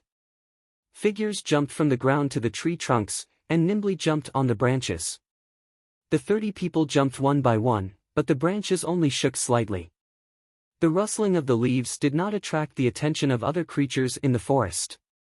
Xiao Xian followed the people in front of him, jumping from the ground to the branches, and then from the branches to the huge vines. The huge vines, which were several meters thick, were wrapped around the ancient trees. Many places on the vines were covered with moss. The moist air made the moss slippery, and one could easily fall down if they stepped on it. However, as long as they were steady, it was also a good slide. Stepping on the vines, they slid quickly. Their noses were filled with the fresh smell of plants, mixed with the fragrance of flowers. In addition, as the temperature rose, water vapor rose with the smell of all kinds of creatures living in the forest. This was the smell of the primitive forest. It was full of vitality, and also smelled danger and excitement. It made people feel as if all the hair on their bodies were trembling with nervousness. A flat-shaped insect the size of a millstone was lying on a vine in front of him. There were 3 rows of patterns on its body that looked like eyes. As the insect wriggled, the 3 rows of patterns on its back flashed. It looked like the eyes of some kind of creature that was scanning its surroundings. The hunting team did not slow down because of the obstacle in front of them. Xiao Xian did not hear any strange sounds, and saw the insect being peeled off from the vines and thrown down. Whoosh! A big bird flew under the vines, so fast that it was almost impossible to see clearly. And the insect that was falling down was picked up by the bird that had just flown by. As they moved forward, the light flickered. The vines arched into a high arc, and then fell down into the dense forest. On a thick branch above, there was a big colorful snake, as thick as a bucket, coiled around it. However, in this forest, it was nothing.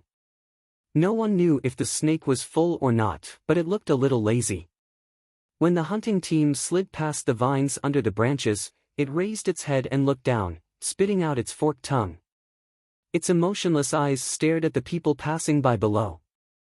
Xiao Xian felt the cold eyes of the snake above him, and followed Lang Jie closely. Since the people in front of him did not care about the snake above, he did not need to do anything. In terms of experience, Xiao Xian was just a rookie. He knew when to take action, and when to hold back. he just needed to learn from Xiao Xian. Xiao Xian was now in the middle of the team, and there were other warriors behind him.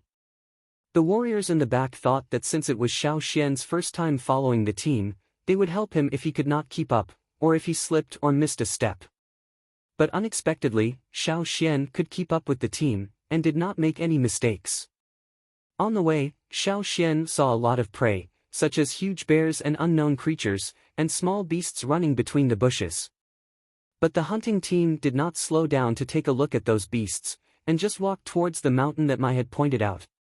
The closer they got to the mountain, the more the plants changed. The towering ancient trees became sparser, and the hunting team stopped walking on the trees.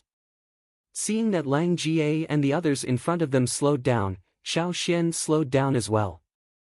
Mai made a gesture to the warriors behind him, and 7 or 8 warriors in the team spread out to check if there were any dangerous ferocious beasts nearby. After making sure it was safe for the time being, Mai asked the hunting team to take a rest.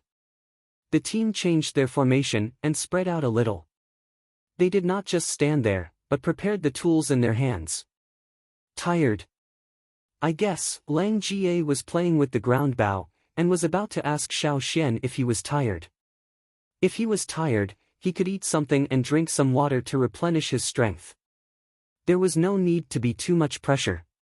After all, they had to keep running from the edge of the forest to here, and they had to concentrate to avoid making any mistakes. They would be physically and mentally exhausted if they were nervous. For the newly awakened warriors, it was indeed too much for them. Even Mao, who was recognized as the best among the newly awakened warriors this year, was a little out of breath. But now, looking at Xiao Xian, Lang Jie could not finish his sentence. Xiao Xian seemed to be fine. Not only was he not out of breath, he even had the mind to pay attention to the tree fox on the tree next to him. Chapter 42. It was Xiao Xian's first time seeing a small animal called a tree civet. It was about the size of an adult's palm, and its gray fur was mixed with brown stripes. It had big black eyes on its furry round head, and its eyes were especially innocent when it looked at people. Its ears were slightly lowered as it crouched on a 10-meter-high branch, hugging the tree trunk and looking down at the people below. "Don't look at it, that little thing doesn't taste good," Lang Jie said to Xiao Xian in a low voice. They were resting here and didn't forbid them from talking, but they all kept their voices low. Generally speaking, the warriors in the tribe weren't picky about the taste of their food. They would eat anything that didn't taste good, as long as it could replenish their energy. However, if it was rated as not tasty, then it wasn't just a matter of tasting bad. There might be other adverse effects on the body. "Aren't they afraid of people?" Xiao Xian asked in a low voice. Actually, many wild beasts don't show fear when they see a human for the first time. Instead, they show curiosity. But if you show a little bit of killing intent, then it's different. While speaking, Lang Jie raised his bow and aimed at the tree civet on the tree. The tree civet, which looked especially innocent and harmless, suddenly had a murderous look in its eyes. Its mouth, which hadn't been open before, was now wide open. Xiao Xian could see the sharp teeth in its mouth. Lang Jie didn't shoot at the tree civet, but lowered his hand, no longer aiming at it. "It doesn't taste good with less meat, and its cry is also unpleasant," Lang Jie said and went back to loading his ground bow, checking if there was any damage. After Lang Jie left, the tree civet on the tree returned to its original appearance. A finger-long flying insect flew over and flapped its wings. The surface of its body was covered in a layer of fine scales that reflected the sunlight and flickered. One moment, it would appear in one place and the next moment, it would appear in another place. They flew extremely fast in the air and could change positions in an instant. Whoosh! The tree civet waved its arms, as if it had already predicted where the flying insect would fly next. It stretched out its claws and clawed at the insect.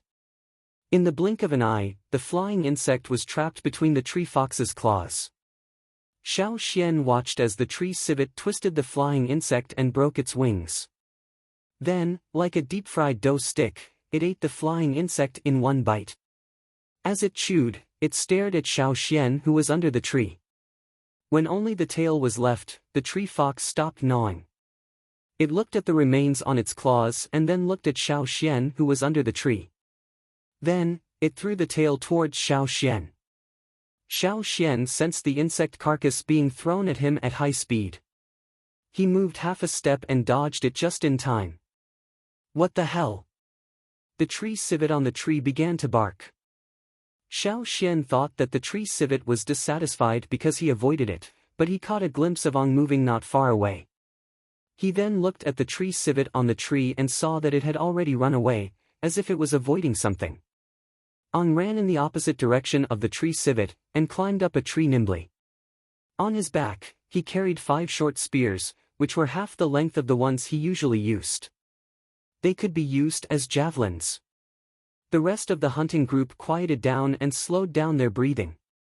If they hadn't seen it with their own eyes, it would have been hard to imagine that there were so many people here. Ong seemed to have seen something. He quickly and quietly pulled out a short spear and was about to throw it. But before he threw it out, he stopped and made a gesture to My thought for a while, and waved his hand to ask Ong to come back. Ong looked regretful, and went back to the hunting group after climbing down the tree. At the same time, the hunting group hid behind the protruding stones and trees. Xiao Xian followed suit. After 2 breaths, Xiao Xian saw something that looked like a fox jumping out of the bushes. It looked around, and then ran away in one direction. Lang Jie signaled Xiao Xian to continue to wait. After a while, Xiao Xian heard a rustling sound. It was the sound of a creature moving and rubbing against the branches. A creature about 7 meters tall slowly appeared. It had brown fur, 4 thick limbs, and a thick and powerful tail behind it. It looked a little fierce, but looking at its slow and heavy body, it looked a little lazy. It sniffed with its nose, and walked to a few trees. It stood on its hind legs, with its strong tail behind its back, forming a tripod with its feet. After standing up, it exposed its front claws, which were like sickles, and hooked the trees in front of it. It easily cut off branches and leaves from the trees, as if it was cutting wheat. It was an animal that ate leaves as its main food. But judging from Mai's behavior, Xiao Xian also knew that this big guy was not easy to deal with. Thinking back to the hunting stories he had heard before, this big guy in front of him should be a giant-clawed beast. In Xiao Xian's eyes, this giant-clawed beast was already very big, but in fact, this one was not yet an adult. An adult giant-clawed beast was even bigger. Moreover, giant-clawed beasts only looked heavy and lazy, but when they were threatened, they reacted quickly. Their huge claws could easily uproot trees. In fact, giant-clawed beasts were also on the hunting list of the hunting team, but Mai did not send anyone to hunt them now. The trees were not big, and the giant-clawed beast quickly ate up most of the leaves on the trees. It lost interest in the rest of the leaves and continued to lazily walk on the ground. It moved its heavy body and left. After it left, Mai and the others continued to climb up the mountain. On the way up the mountain, Lang Jie checked a few traps he had set before. There were a few poor guys who had fallen into the traps not long ago, and were still alive. They had been dragged out and killed by the warriors of the hunting group. The trap wasn't big, so it only caught small prey. Lang Jie taught Xiao Xian his experience while fixing the devices in the traps. Pointing at the warriors who were dealing with the prey, Lang Jie said to Xiao Xian, "After you catch the prey, you have to check whether they are sick or not. Like the one we caught just now, its eyes had changed color, and its body was bald. When the meat was cut open, the blood had a strange smell. Even if that prey is still alive, it won't live long. If we eat it, we will end up the same as it." The warriors who were in charge of dealing with the prey had neatly skinned it, cut out its internal organs, and packed them into pieces. They even smeared some grass juice on the bags, probably to cover the smell.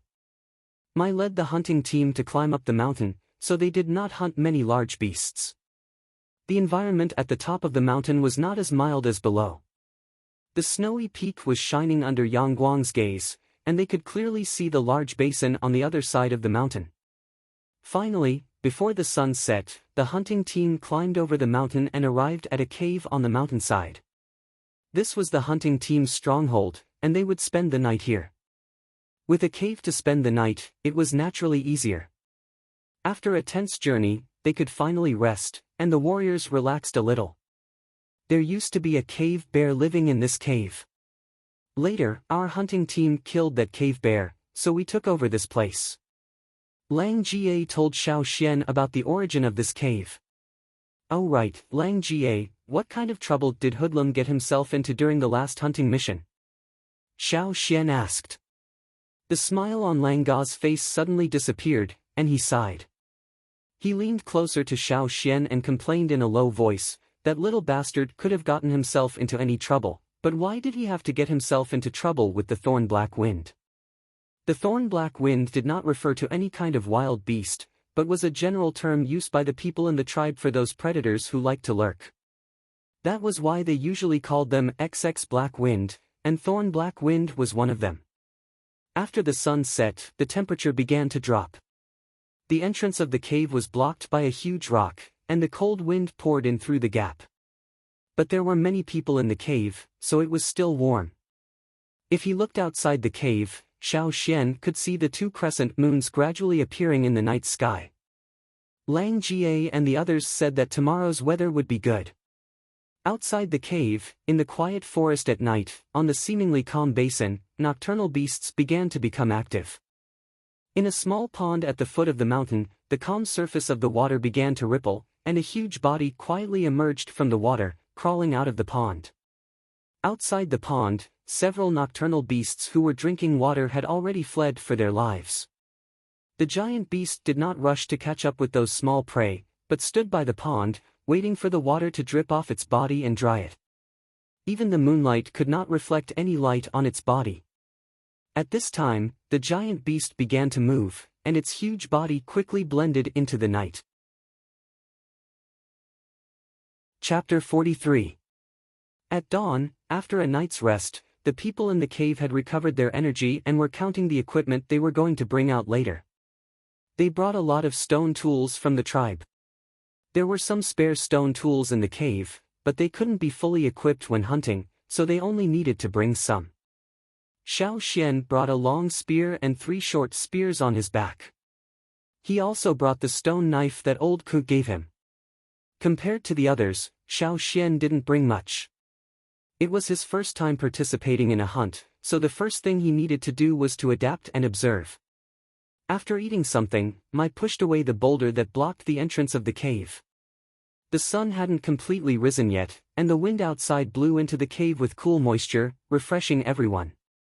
The place where the cave was located was relatively remote. Not far ahead was a steep slope. If they rolled down from here, they would probably roll directly to the foot of the mountain. There weren't any trees around, nor were there any animals. Walking out of the cave, Xiao Xian could see the mountain peak surrounded by clouds in the distance, as well as the basin at the foot of the mountain. Ignoring the threatening ferocious beasts hiding in the basin, this forest was still very beautiful. Before hunting, you need to understand the prey's living patterns. Small prey like rabbits usually don't come out during the day. Most of them come out at night to look for food. Lang Jie said to Xiao Xian as they went down the mountain. He pointed out to Xiao Xian several gnawing marks on the grass and leaves, which were left by the rabbits and other animals that were active at night. Wild goats usually don't live near this mountain. They are only found in the mountains over there, but sometimes you can see them here. In winter, they usually come out during the day to look for food. In summer, they come out more in the morning and at night, and hide in the valley to rest during the day. I'll show you when we cross the basin in a few days. There are also some small prey that like to move around the edge of the forest. During the day, they usually hide in the bushes and under the trees on the mountainside. They only come out to look for food in the morning and at dusk. Xiao Xian listened carefully to Lang Ga's words and memorized them in his mind. This was the knowledge that he had to know to survive in this place. Only by understanding the living habits of the prey could they be targeted and increase their efficiency. In addition, when looking for prey, you can first carefully check the traces, such as fresh scratches on the trees, clear footprints on the ground, and so on, which means that prey has been here recently. Generally speaking, as long as you don't wantonly destroy the surrounding forest environment, the beasts may still follow the same old path. Once they feel that the prey has seen you, you can hold your breath and not move. Just like the previous tree civet, it is likely that it is also the first time they have seen a human, and their curiosity will be greater than their fear. By the way, for warriors like you who have just awakened, you don't have enough power yet. Try to avoid those large beasts, especially ferocious beasts. Otherwise, you will become their prey. As he spoke, Lang Jie paused. He carefully looked at the marks on the ground and then at the grass beside him. A wild boar came here. Lang Jie went over to Mai and discussed with him, there's a small wild boar nearby. Since we haven't entered the central hunting area yet, I'll bring Xian and the rest over there for some exercise. Okay. After Mai finished talking with Lang Jie, he said something to Qiao who was next to him. Qiao and Mai were husband and wife. When Xiao Xian heard Qiao's name for the first time, he joked with Lang Jie that they were destined to be husband and wife. Unfortunately, Lang Jie didn't understand Xiao Xian's words at all. In this team, there were only 7 female warriors, and Qiao was the most powerful one among them. Qiao Mai and his wife were both intermediate totem warriors. In the past, when they went hunting, they would each take 10 people to hunt separately, and then they would meet up again after the hunt.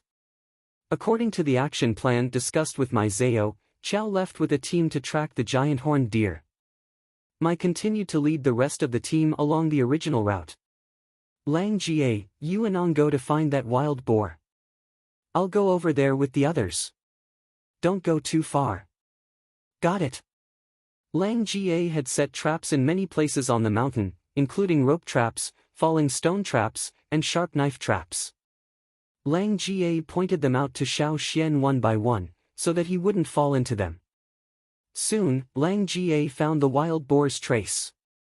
He asked Xiao Xian and Mao to wait here, and he went to drive the wild boar over. Xiao Xian stood on a tree, carefully observing the surroundings.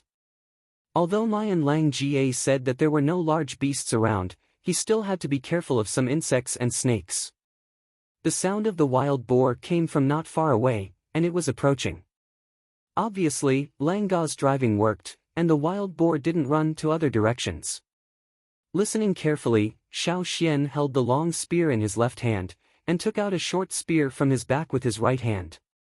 You can see how I do it later. For those prey, you can first trip them, and then kill them with the long spear. Mao, who was standing on another tree, said with a little arrogance.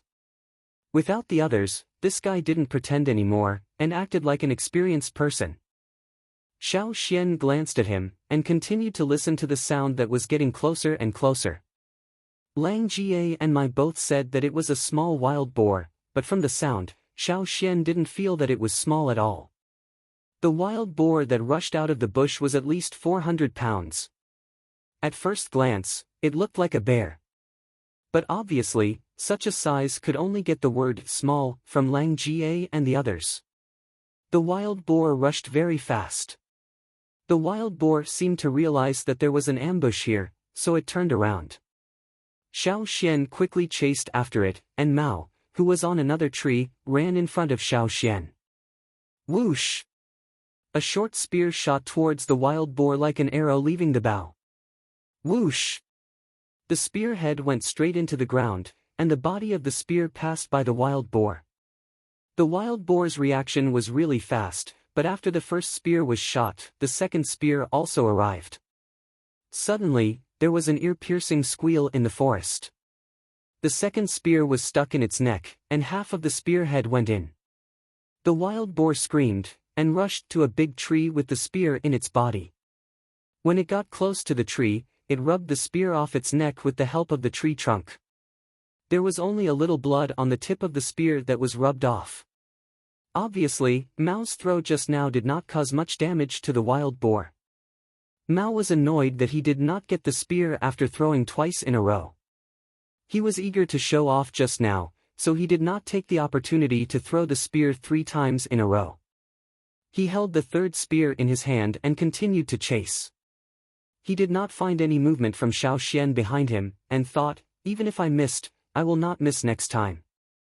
The guy behind me is not as good as me. For many people who were hunting for the first time, even if they had heard the hunting stories and had a solid foundation in theory, they would find that they did not have time to think when they really went into battle.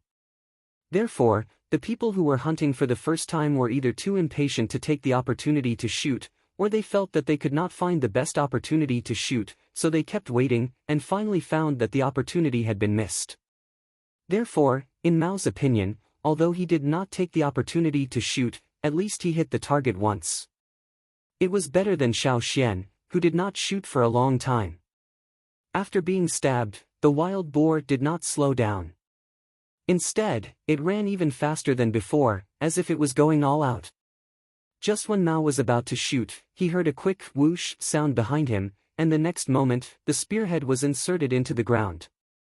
Just now, the spear almost brushed against the front hoof of the wild boar, and the handle was slanted in front of the front hoof of the wild boar. Apparently, the wild boar did not expect to be stopped like this. It did not stop running forward, and was tripped by the spear.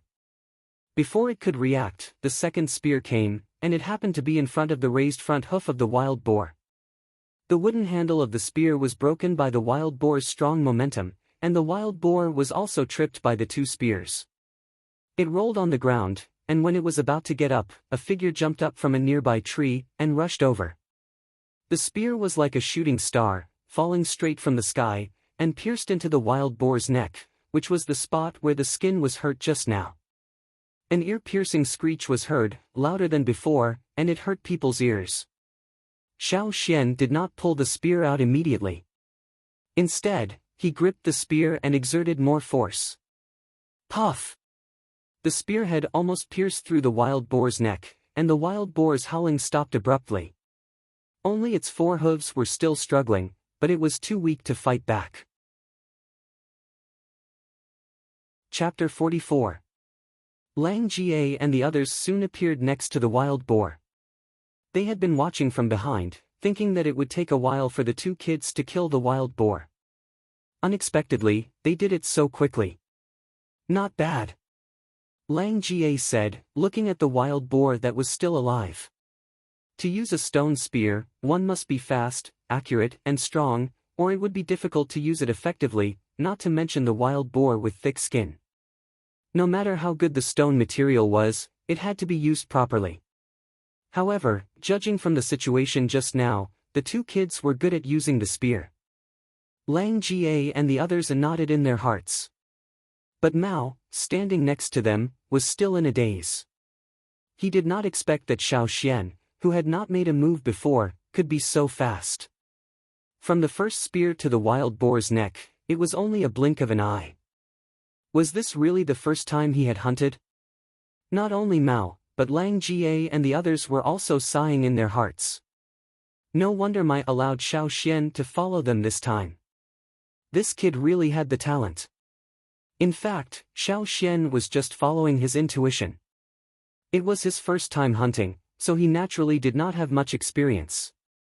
But when he was chasing the wild boar, there was a moment when his intuition told him that it was a good time to strike.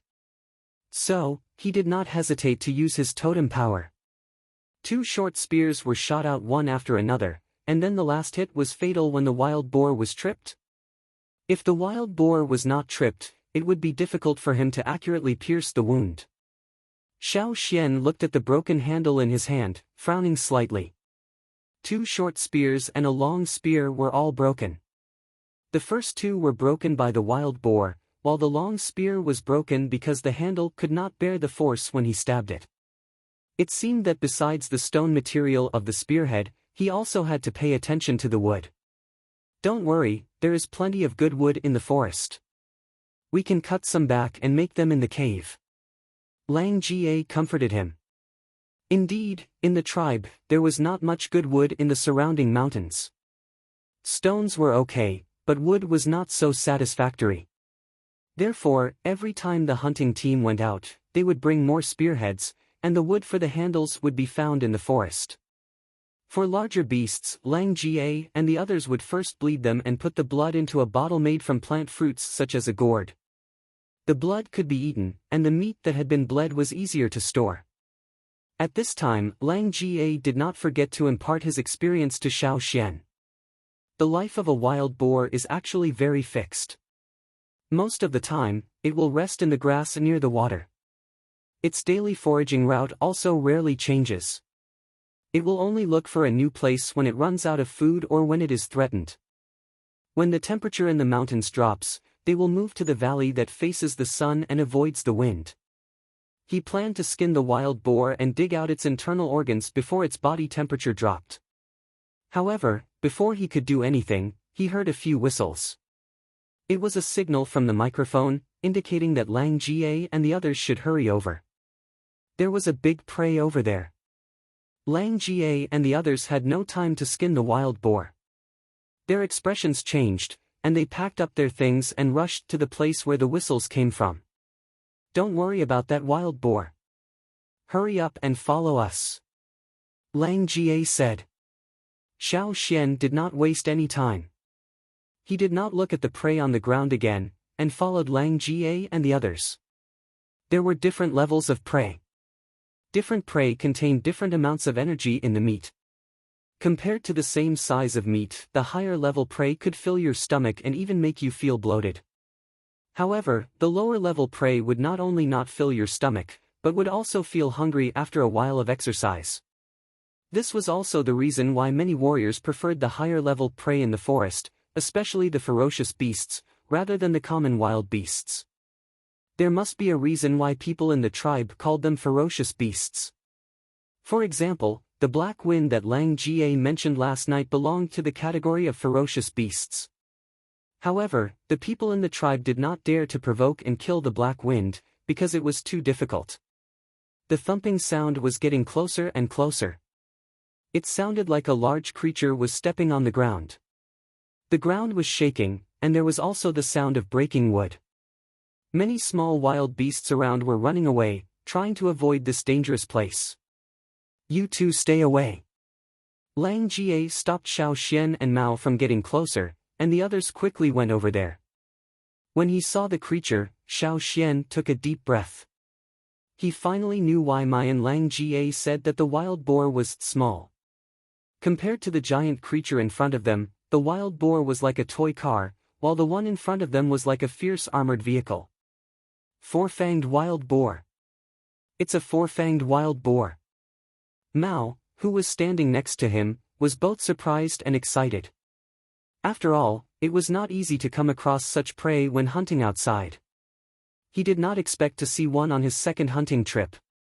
How could he not be excited? Generally, male wild boars had a pair of exposed fangs, but the giant boar in front of them, which was more than 10 meters tall, had 4 pairs of fangs. In addition to the big fangs that came out of its mouth like other wild boars, there were 3 pairs on its face. The top pair was on the forehead, and was shorter than the other 3 pairs. The 4 pairs of fangs all rolled in the same direction, almost forming a shield that could easily break the trees in front of it. Xiao Xian even wondered if the boar's vision would be affected by its many fangs. According to the classification of wild boars in the tribe, a boar with 3 pairs of fangs was already a ferocious beast, not to mention this one with 4 pairs. The 4-fanged wild boar was so agitated and angry that the mane on its neck stood up like steel needles. When Xiao Xian saw the 4-fanged wild boar, there were already a few spears stuck in its body. These spears were obviously not pierced so deeply in one go. Instead, it was because the spears were pushed in again and again. There were also several broken spears. The spearheads or handles were broken during the process, leaving only a section or spearhead on top. Many figures were moving around the wild boar. Mai dodged a thick tree trunk that was lifted by the wild boar. His figure flashed, and the strength in his body reached the peak in an instant. With the help of a spear stuck in the wild boar's body, he jumped up, and his clenched fist was like a hammer. With a strong momentum, he punched the wild boar's body. The area hit by Mai's fist caved in, and the skin and flesh nearby vibrated like ripples. A loud and clear sound of a wild boar was heard, as if it was going to tear the space apart.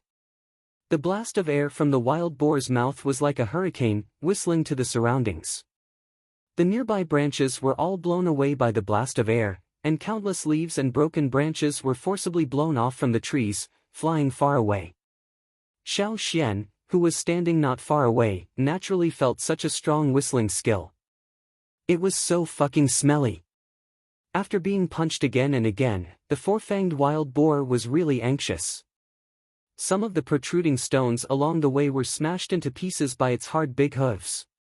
All the obstacles in front of it were smashed, and the wild boar ran even faster, as if it was going to smash God and Buddha. "Don't let it go to the pool," Mai shouted. It was not easy for them to drive the wild boar into the forest, and they could not let it go out. Besides, there were some dangerous guys lurking around the pool, and they did not want to provoke them. Fortunately, those big guys did not like to come out during the day. 15 warriors, 5 of whom were intermediate totem warriors, could not stop the four-fanged wild boar. Fortunately, Qiao and the others, who were hunting the giant antler deer, heard the whistle and came over to join the hunting circle. Hammers, axes, stone ropes, and so on were used. Many spearheads were broken, and the handles were broken. Finally, the four-fanged wild boar was stopped before it ran out of the forest. Hearing the sound of the boar falling to the ground, Xiao Xian's rapid heartbeat also calmed down, and his nervous mood suddenly relaxed. After Lang Jie gave him a safe sign, he ran over. Xiao Xian threw away the piglet's blood, and replaced it with the four-fanged wild boar's blood, which was much more nutritious than the previous one. Lang Jie asked Xiao Xian to drink one mouthful at a time. If he drank too much, he would not be able to bear it, as a totem warrior who had just awakened. Since they had hunted such a good prey, they did not chase other prey for the time being. After a simple cleaning, they moved the boar to the cave on the mountainside. When they returned to the cave, it was almost noon. In order to hunt this big boar, everyone felt a little exhausted. All of their strength burst out in a short time, and once they relaxed, they were very tired. Fortunately, we did not let the four-fanged wild boar run to the pond, or it would have been troublesome if the thorn-black wind came out. Thinking of the situation last time, Lang Jie still had a lingering fear. The others also had the same feeling. Fortunately, they had caught the four-fanged wild boar in time. After roasting the four-fanged wild boar, the hunting group took a short rest after eating. Xiao Xian felt a warm current surging in his body after eating, which made him feel lazy and comfortable. This was the benefit of high-level prey. The strength consumed in the morning was quickly recovering, and at the same time, he gradually became sleepy. Take a nap. You have just awakened, so you need more time to digest meat with high energy content. Mai said. Qiao said that she had tracked the movement of the giant antler deer herd, and that they would go hunting in the afternoon. Because of the large number of the deer herd, Mai would also bring some people to help. Lang Jie and the other 4 stayed in the cave to guard, and also to take care of the 2 kids who were digesting the boar meat. When Xiao Xian woke up again, there were only 5 people in the cave, including Lang Ga. After drinking some water, Xiao Xian still felt a little sleepy. After asking Mai about their movements, he planned to sleep for a while more. At this time, Ang ran in from outside the cave, with a pale face.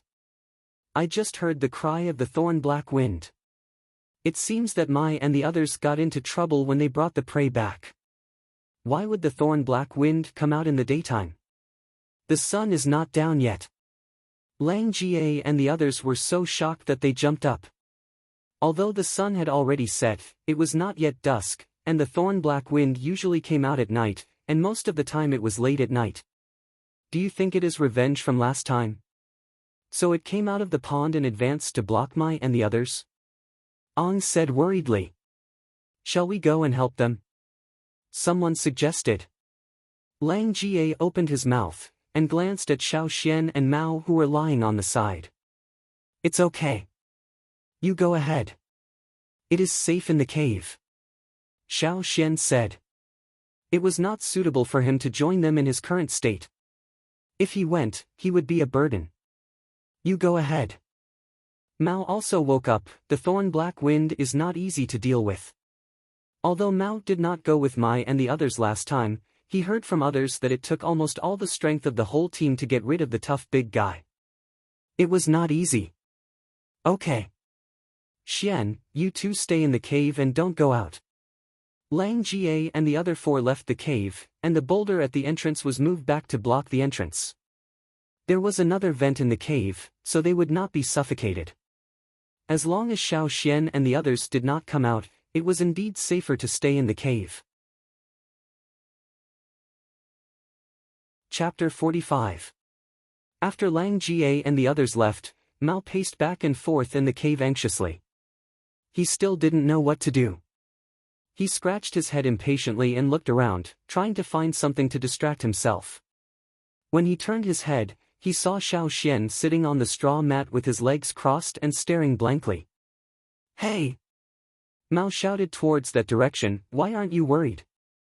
Mao didn't have a good impression of Xiao Xian, but now was not the time to care about personal grudges. What's more, there were only 2 kids in the cave. If he didn't find someone to talk to, he would be worried. He always felt that it would be better to find something to do and talk to someone. Xiao Xian raised his head and glanced at him, so what if I'm worried? If we go out like this, we'll become targets before we even get close. Do you think we'll drag them down? I didn't say I wanted to go out. Mao roared angrily. Although he did want to go out and take a look, he still felt uncomfortable when Xiao Xian said it so bluntly. If you can't go out, what else do you want? While speaking, Xiao Xian pointed at the big pieces of meat that Lang Jie and the others hadn't had time to roast, and said, instead of doing nothing here, why don't you roast them? No! Seeing Xiao Xian's attitude, Mao was furious. He felt that Xiao Xian was completely heartless. Why did Mai and the others treat Xiao Xian so well? Xiao Xian ignored Mao. In fact, he was not as calm as he looked. He always felt that something was going to happen, but there was nothing he could do now. He felt frustrated. Beside him was a small bow that Lang Jie had just finished making.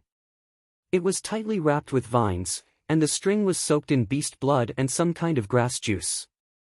It was very tough, and did not have the smell of beast blood. Instead, it had the smell of the woods in the forest. If it was hidden in the bushes or trees, it would be very difficult to find. Although this kind of bough was not very lethal to the wild beasts in this forest, it played a very good role in driving the wild beasts away. Previously, Lang Jie had used this bough and set to drive the wild boars towards Xiao Xian and the others. It was a pity that such a bough was too small, and there were not enough materials to make a bough that could withstand the peak strength of a totem warrior. Ground bows, traps, and other things were not very effective against the large beasts in this forest. Most of the time, they still had to rely on manpower.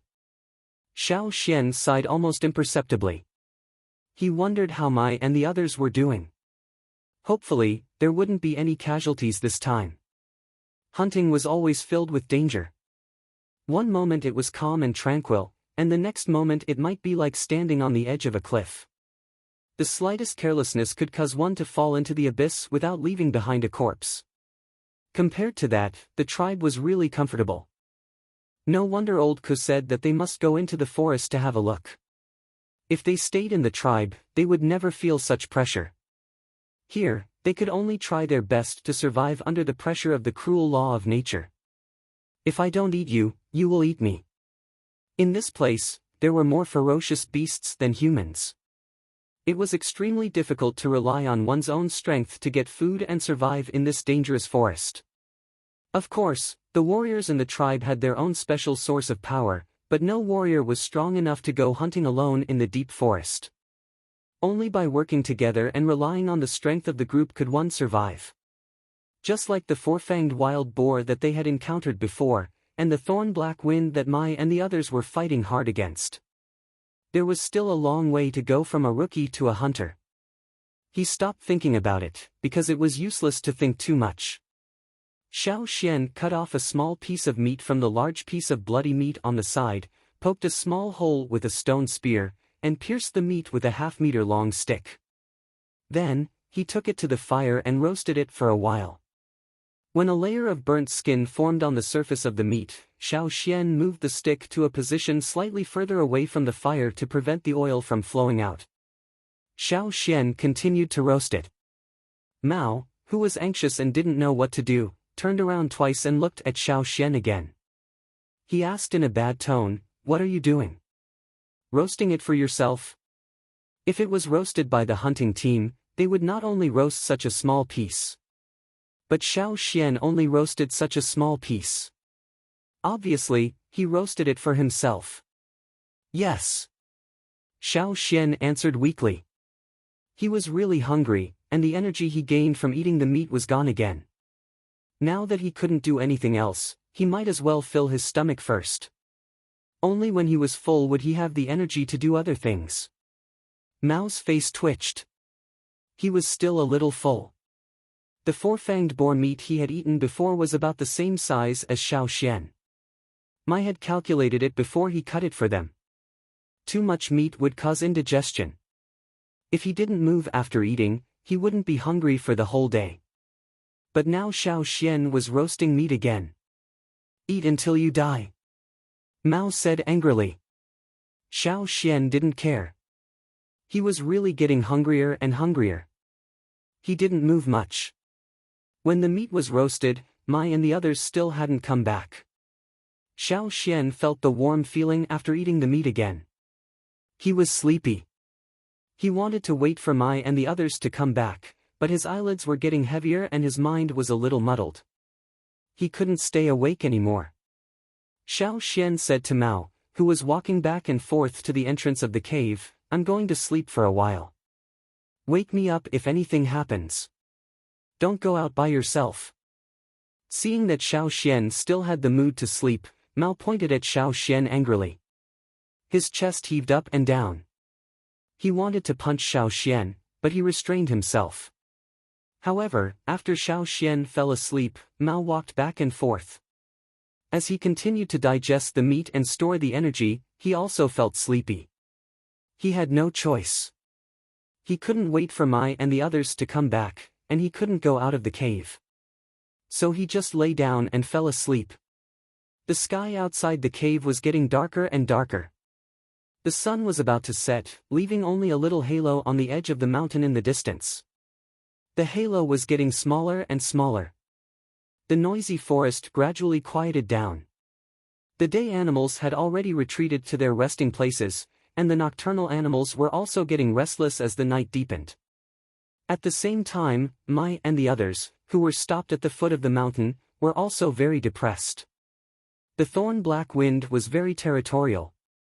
Generally speaking, there would only be one thorn black wind in one place. There was only one pool at the foot of the mountain, and the area around the pool would be considered as the territory of the thorn black wind. Theoretically, there should only be one thorn black wind here. Last time, they only met one adult thorn black wind. But now, they were stopped by two adult thorn black winds. After Lang Jie and the other four joined the team, the pressure on Mai and the others was slightly relieved. When they went down the mountain, Lang Jie and the others deliberately brought some herbs from the cave. Some of them were used for external injuries, and the other was used for the thorn black wind. The herbs mixed by the shaman were not good for ferocious beasts. Now, the thorn black wind attacked less often. The team of 30 people did not have the upper hand when facing two thorn black winds, and the two thorn black winds could not do anything to Mai and the others for the time being. Most of the time, they just watched not far away. But as long as someone ran up the mountain, the two thorn black winds would quickly run to stop them. "Mai, I feel something is wrong," Qiao said hurriedly, with her back to Mai, staring at the thorn black wind that was hiding behind a few trees not far away. "Didn't you almost cut off the tail of that thorn black wind last time?"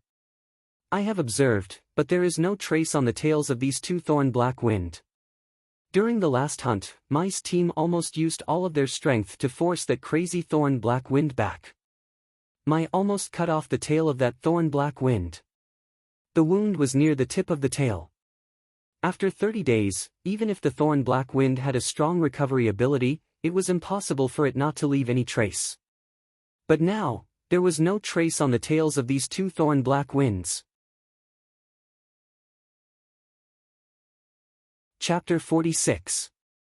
Mai also noticed it, and he was also confused. Of course, he was sure that the two thorn-black wind in front of him were not the one he had killed last time. They would not provoke the thorn-black wind, but they had been hunting for years, and they had fought with thorn-black wind before. They knew about the thorn-black wind's recovery ability. That kind of wound was made by himself, and it would take at least 50 or 60 days for the thorn-black wind to fully recover. Besides, after such a long confrontation, Mai also felt that the two thorn-black winds were more and more suspicious. They did not seem to want to fight to the death with them. Some of them were injured, and the two thorn-black wind had many new wounds on their bodies. Fortunately, these two thorn-black wind were not as crazy as the one they had met last time. But, where was the one they had met last time? Was the territory taken away by these two thorn-black wind?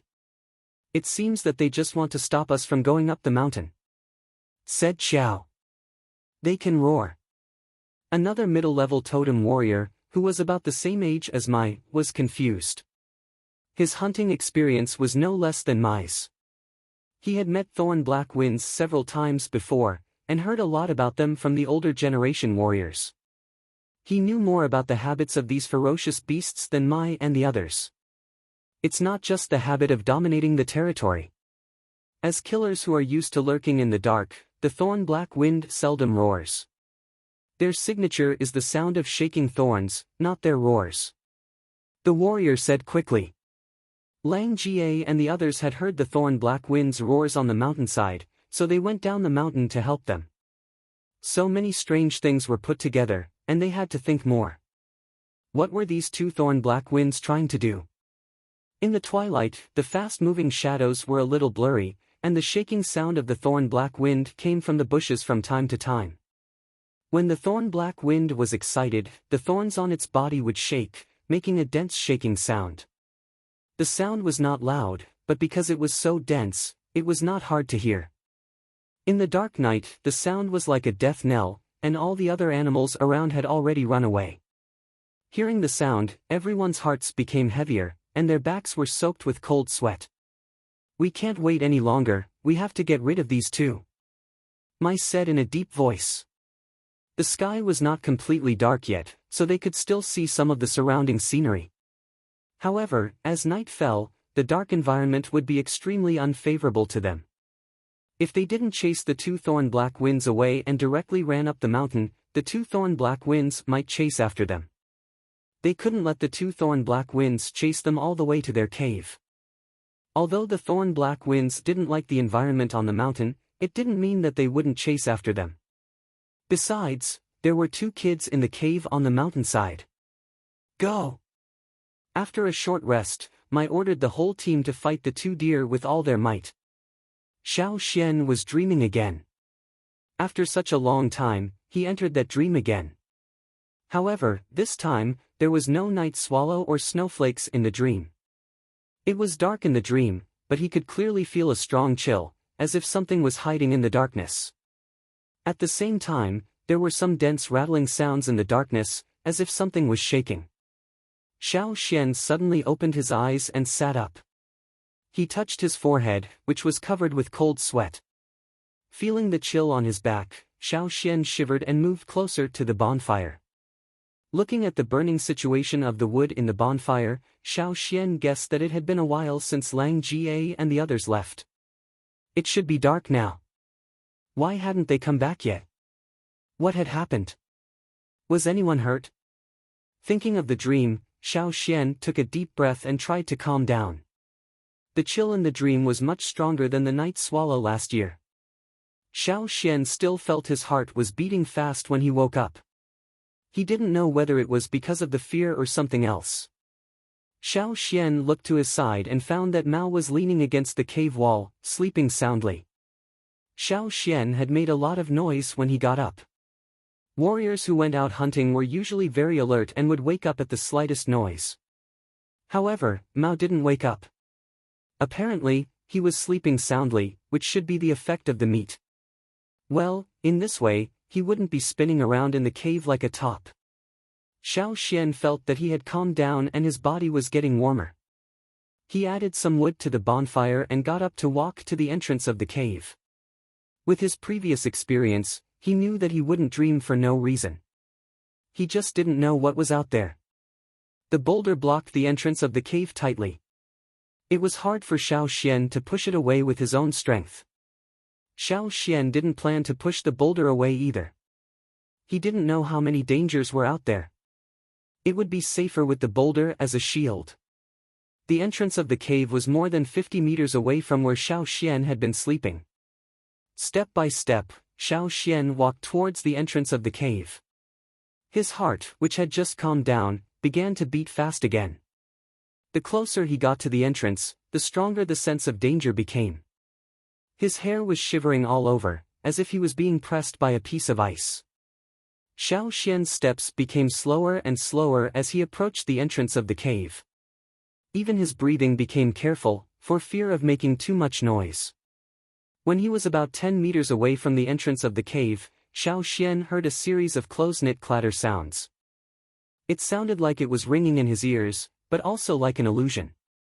A few pieces of wood had just been added to the bonfire in the cave. The fire was a little bigger, and the flame was dancing. It shone on people's shadows, and occasionally there was the crackling sound of the wood burning. However, Xiao Xian didn't feel warm at all. Instead, he felt cold. Xiao Xian opened his mouth and took a deep breath silently.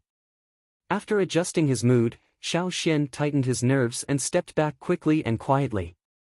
Coming to Mao's side, Xiao Xian gave him a push. Although he was in a deep sleep, his subconsciousness was still there. When Xiao Xian gave him a push, Mao quickly opened his eyes and put on a defensive posture. However, when he came to his senses and saw only Xiao Xian in front of him, his face immediately turned pale. When he was about to say something, Xiao Xian quickly covered Mao's mouth and glanced at the entrance of the cave. Mao was not a person who didn't understand the situation. Otherwise, he wouldn't have been allowed to follow the team. Seeing Xiao Xian so nervous, he knew something was wrong at the entrance of the cave. Opening his mouth, Mao mouthed, "What's going on?" Xiao Xian didn't have time to say anything. Looking at the top of the cave, he remembered that there was a secret vent above. He jumped up, stepped on the wall, and climbed to the top to search carefully. The cave wall was not smooth, and there were many protrusions, so it was not difficult to climb up. There were 3 vents. 2 of them were too small, and the last one was a little bigger, but it was blocked by a stone. Xiao Xian tried hard to move the stone away, and signaled Mao below to catch it. Mao was a little anxious. He didn't know what was going on outside. Mai and the others hadn't come back yet, and Xiao Xian didn't tell him what was going on. If it were any other time, he would have shouted, but now, after catching the stone, Mao carefully put it down, without making any sound. Almost at the same time, he heard a strange sound from the boulder at the entrance of the cave, as if something sharp was scratching on the stone. Mao's face changed. That scratching sound didn't sound like it was made by a human. The boulder at the entrance of the cave was moving. The evening wind blew in through the gap. The flames of the bonfire flickered even more fiercely. Mao saw his elongated shadow on the cave wall, which was distorted by the flickering flames. Mao had never encountered such a situation in his life. No matter how he used to show off in the tribe, or how he bragged about those thrilling hunting stories, he didn't know what kind of feeling it was until he actually encountered it. Except for the 2 of them, who had just awakened, no one else was there. No one would help them, and most of the creatures that got close to them were no match for them. When his grandfather, who was the chief, told him hunting stories, he once asked him, "Mao, do you know the feeling of desperation?" Mao didn't remember how he answered that question. He only remembered that he didn't take it seriously, because he didn't understand it at that time. But now, he knew. Chapter 47. As the boulder at the entrance of the cave continued to move, the clattering sound became faster and clearer. Hearing the sound, Mao had already guessed what kind of creature was moving the boulder outside the cave. Because of that, Mao's face turned pale, and his blood seemed to have frozen. He stood there stiffly, staring at the entrance of the cave. After checking the vent above, Xiao Xian jumped down from above and patted Mao on the back. Mao was so scared that he almost jumped up. With his lips trembling, Mao didn't know what to say. After all, he and Xiao Xian had just awakened their power not long ago. It was impossible for them to defeat the creature outside. The gap between their power was too big. No matter how brave they were, they couldn't deny the fact. Xiao Xian put on his machete and signaled Mao to go up. He had checked just now, and didn't see any dangerous creatures outside the vent. Even if there were, they had to go that way. It was better than staying in the cave and being eaten. The boulder at the entrance of the cave was moved farther and farther away. The night wind blew into the cave, and the flames of the bonfire were dancing. Mao didn't have time to think. He tried to calm himself down, and followed Xiao Xian with his machete. Although the old hunters had told them that it was very dangerous at night in the forest, they had no other choice now. There was always a chance to escape from the vent above. But if they stayed here, they would die for nothing. They might be swallowed by the thorn-black wind before they could use all their power. The vent was barely big enough for Xiao Xian and Mao to get out. If they were older, they wouldn't be able to get out. When Xiao Xian and Mao went up, the boulder at the entrance of the cave had been moved away, and more than half of the entrance of the cave was exposed. The thorn-black wind was so excited that its clattering sound echoed in the cave. The whole cave was filled with the sound. The beasts in the forest were afraid of fire, but not all of them. Besides, the bonfire in the cave was not big. For the thorn-black wind, which was over 10 meters long, such a small fire was no threat at all. It seemed that the thorn-black wind didn't expect that there was no one in the cave. It was a bit confused, so it walked slowly. It stretched out its long, forked tongue and sensed the smell in the cave. Its eyes scanned the entire cave inch by inch like a radar. It felt that the burning bonfire was a bit of an eyesore, so it suddenly exerted force on its four limbs. Its whole body was like a black wind, and in the blink of an eye, it had already arrived at the bonfire and stepped on it. Bang! The thick horny scales blocked the burning sensation of the bonfire and put it out with a stomp. The cave instantly darkened. There was no one in the cave. The smell of the four-fanged black boar's flesh was very strong, but it could still distinguish the scents of many humans, many of which it was very familiar with. The thorns on its body trembled as it recalled the last time it encountered these people. Da-da-da. Jun Si's voice was even more hurried than before. Outside the vent, Xiao Xian and Mao stood with their backs against the steep mountain wall. They were now hoping that the thorn-black wind would leave after it finished exploring the cave and didn't find anyone. When Mai and the others came back, they would go back into the cave. Holding his breath, Xiao Xian listened carefully to the sounds in the cave. Except for the occasional slight clattering sound, they didn't know what was going on in the cave. They also heard the sound of the bonfire being stepped on. They tightened their bodies, just in case. After waiting for a while, they didn't hear any other sounds in the cave. They didn't know whether the thorn-black wind had left the cave or not. The night was getting darker. Although it was not completely dark, the light was dim. And because of the angle, they couldn't see clearly what was going on in the cave. While thinking, Xiao Xian suddenly felt his scalp numb. A chill quickly spread along his spine, which made him shiver. He quickly moved 2 steps away from the vent. While moving, he pulled Mao, indicating that he should follow him and stay away from the vent. Mao moved his sight away from the vent. After 2 steps, he looked at Xiao Xian. When he was about to make a gesture to Xiao Xian, he suddenly felt a gust of wind behind his ear. The wind was so strong that it carried a cold killing intent. Mao felt that all the pores on the back of his neck were about to explode. Ding! The beast's claw was nailed to the mountain wall. The flying stone fragments hit Mao's body. His arm was scratched by a few sharp stones. Mao didn't care about the wound at all. He didn't have time to care about it. At the moment, he felt like his heart was being hammered. He didn't even notice when the beast's claw reached out from the vent. He didn't hear any sound at all. Everything happened too quickly, too quietly.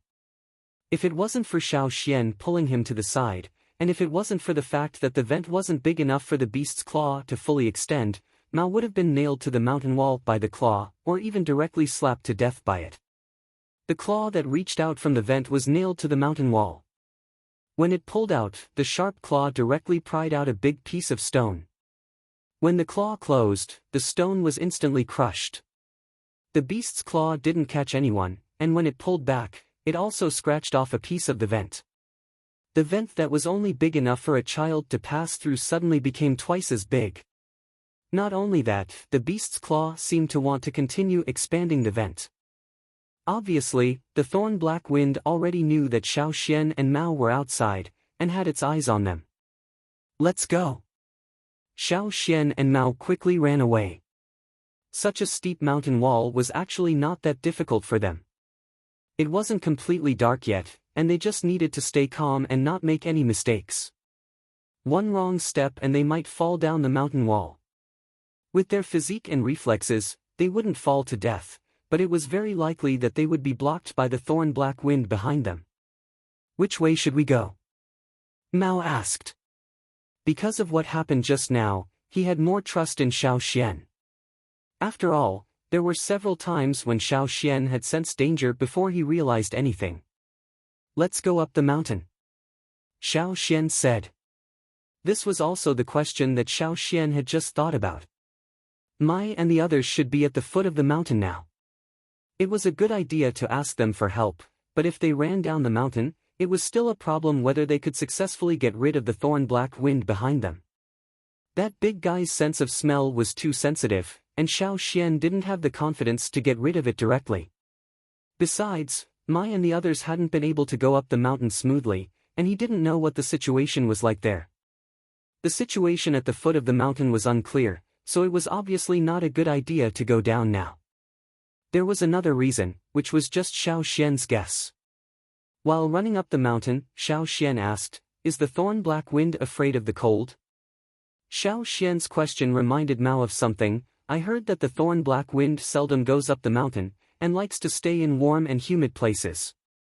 While speaking, Mao also understood Xiao Xian's meaning. The temperature would drop a lot as they went up the mountain. The temperature difference between the top and the bottom of the mountain was huge. The place near the top was covered with snow, and the top was covered with ice and snow all year round, so there were not many dangerous creatures living up there. The real danger was the environment, which was very cold. As far as he knew, the thorn black wind was very persistent about its prey, and had a very sensitive sense of smell. Once it set its eyes on something, it wouldn't give up easily. Below was the territory of the thorn black wind. It was still night, when the thorn black wind was most active. Going down was like sending oneself to the mouth of the thorn black wind. They would either freeze to death or be eaten. If Mao had to choose, he would rather go up the mountain, where there was at least a chance of survival. It would be better if the thorn black wind behind them couldn't stand the cold environment and retreated. Behind them came the sound of rocks breaking, which meant that the vent was getting bigger and bigger. Among the sounds of rocks breaking, there was also a rapid shaking sound. The thorn black wind seemed to be getting more and more agitated. In fact, the thorn black wind could directly go out from the vent, and then catch up with them, but it didn't do that. Maybe it didn't think of that way, or maybe it didn't think that such a narrow vent was a big problem for it, so it didn't bother to take a detour. Or maybe, there were other reasons. When Xiao Xian and Mao were running up the mountain, Mai and the others at the bottom of the mountain were also attacking, and the two thorn black winds were about to retreat. Mai was overjoyed, but soon after, his expression turned ugly. The sound coming from the mountainside was not loud, but it was very quiet now, and with Mai and the others' extraordinary hearing, they could naturally hear the sound of rocks breaking. Mai heard it, and so did the others. Their faces suddenly changed. "Is it from the other side of the cave?" Qiao said in surprise. "Oh no. Xian and the others are still in the cave." Langga's hand holding the stone knife trembled, and the knife almost fell down. "Go up the mountain," Mai shouted. This time, the two thorn black winds, who were about to retreat, didn't stop them from running up the mountain.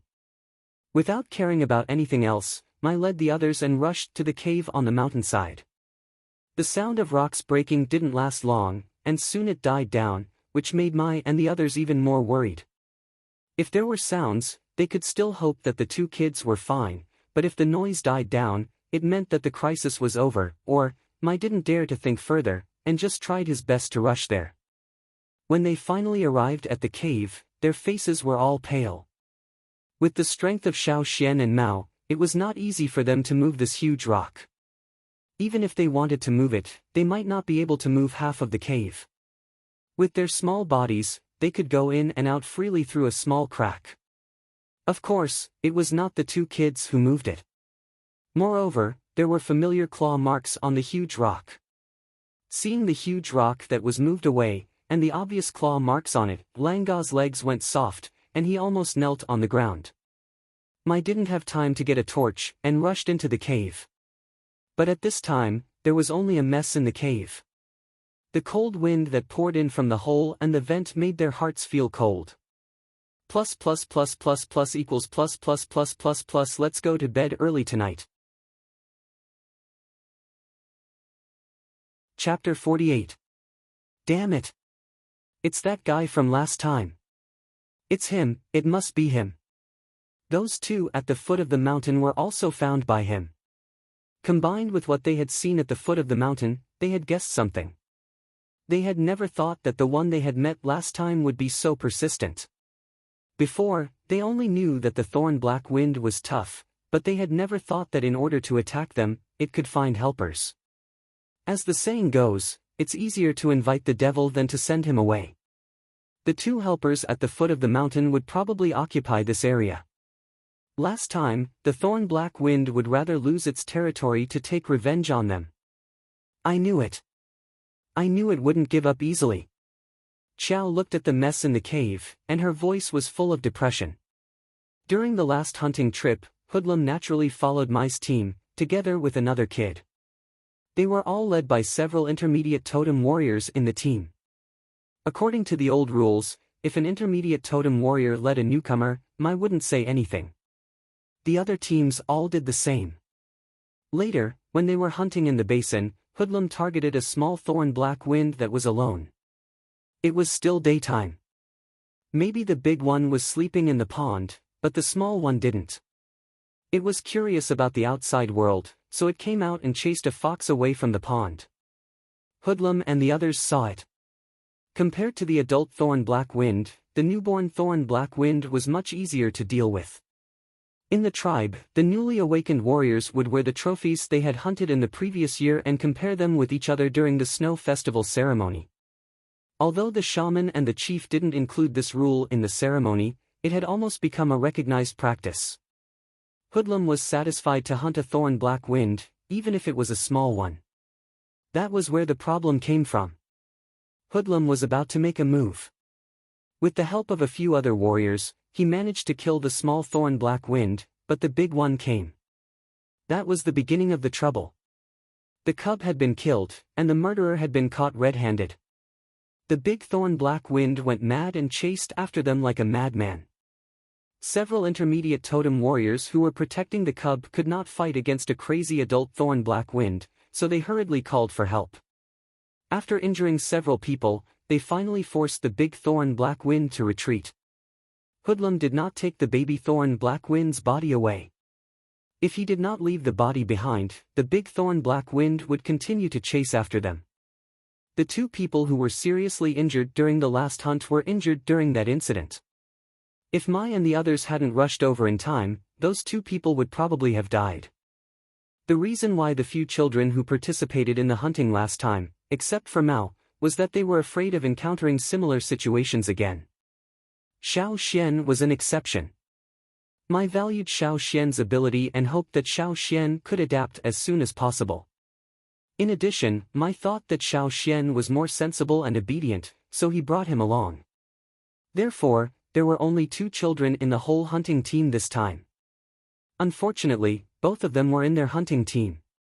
If something happened to them, one of them was the one who had awakened his power early, and the other one was also talented. He was the grandson of the chief, and the son of the team leader. If either of them died here, it would be a heavy blow to them. If both of them died here, they would be too ashamed to go back to the tribe, and they would not be able to answer to the chief and the shaman. It planned so much just for the two kids in our team. A warrior punched the mountain wall in frustration.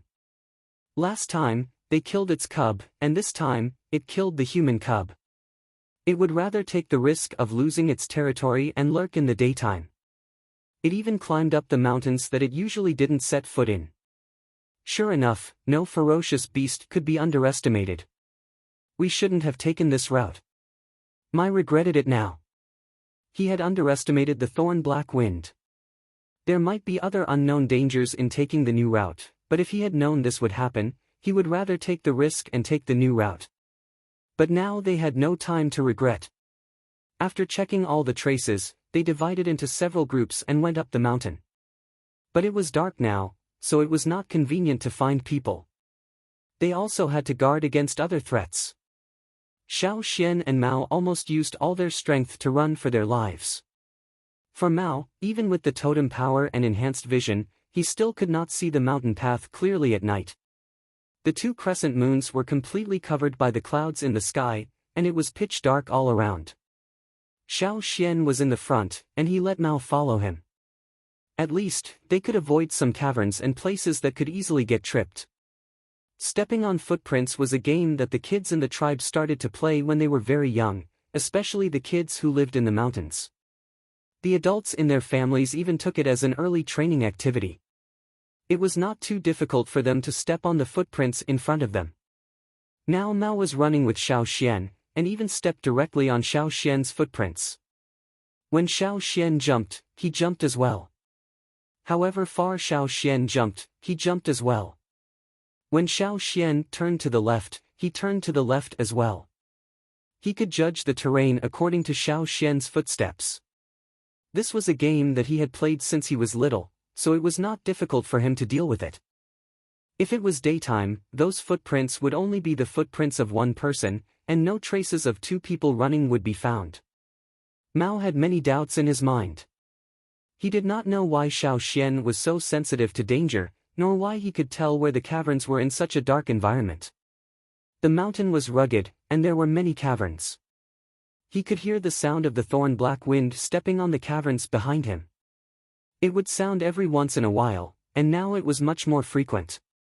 Mao even suspected that Xiao Xian deliberately chose such places to run, just to trap the big guy behind him. And he had been running with Xiao Xian for so long, and he had not missed a single step. However, now was not the time to think about it. Xiao Xian kept running up the mountain. In his vision, it was not complete darkness, but a picture of different shades of gray. He could see where there were protruding stones, and where there were caverns, even if the ground was covered with a layer of snow. At this time, Xiao Xian was really glad that he had such an ability. Otherwise, if he stumbled on a cavern, the thorn black wind would have caught up with him. The snow under his feet was getting deeper and deeper, and it was almost knee-deep.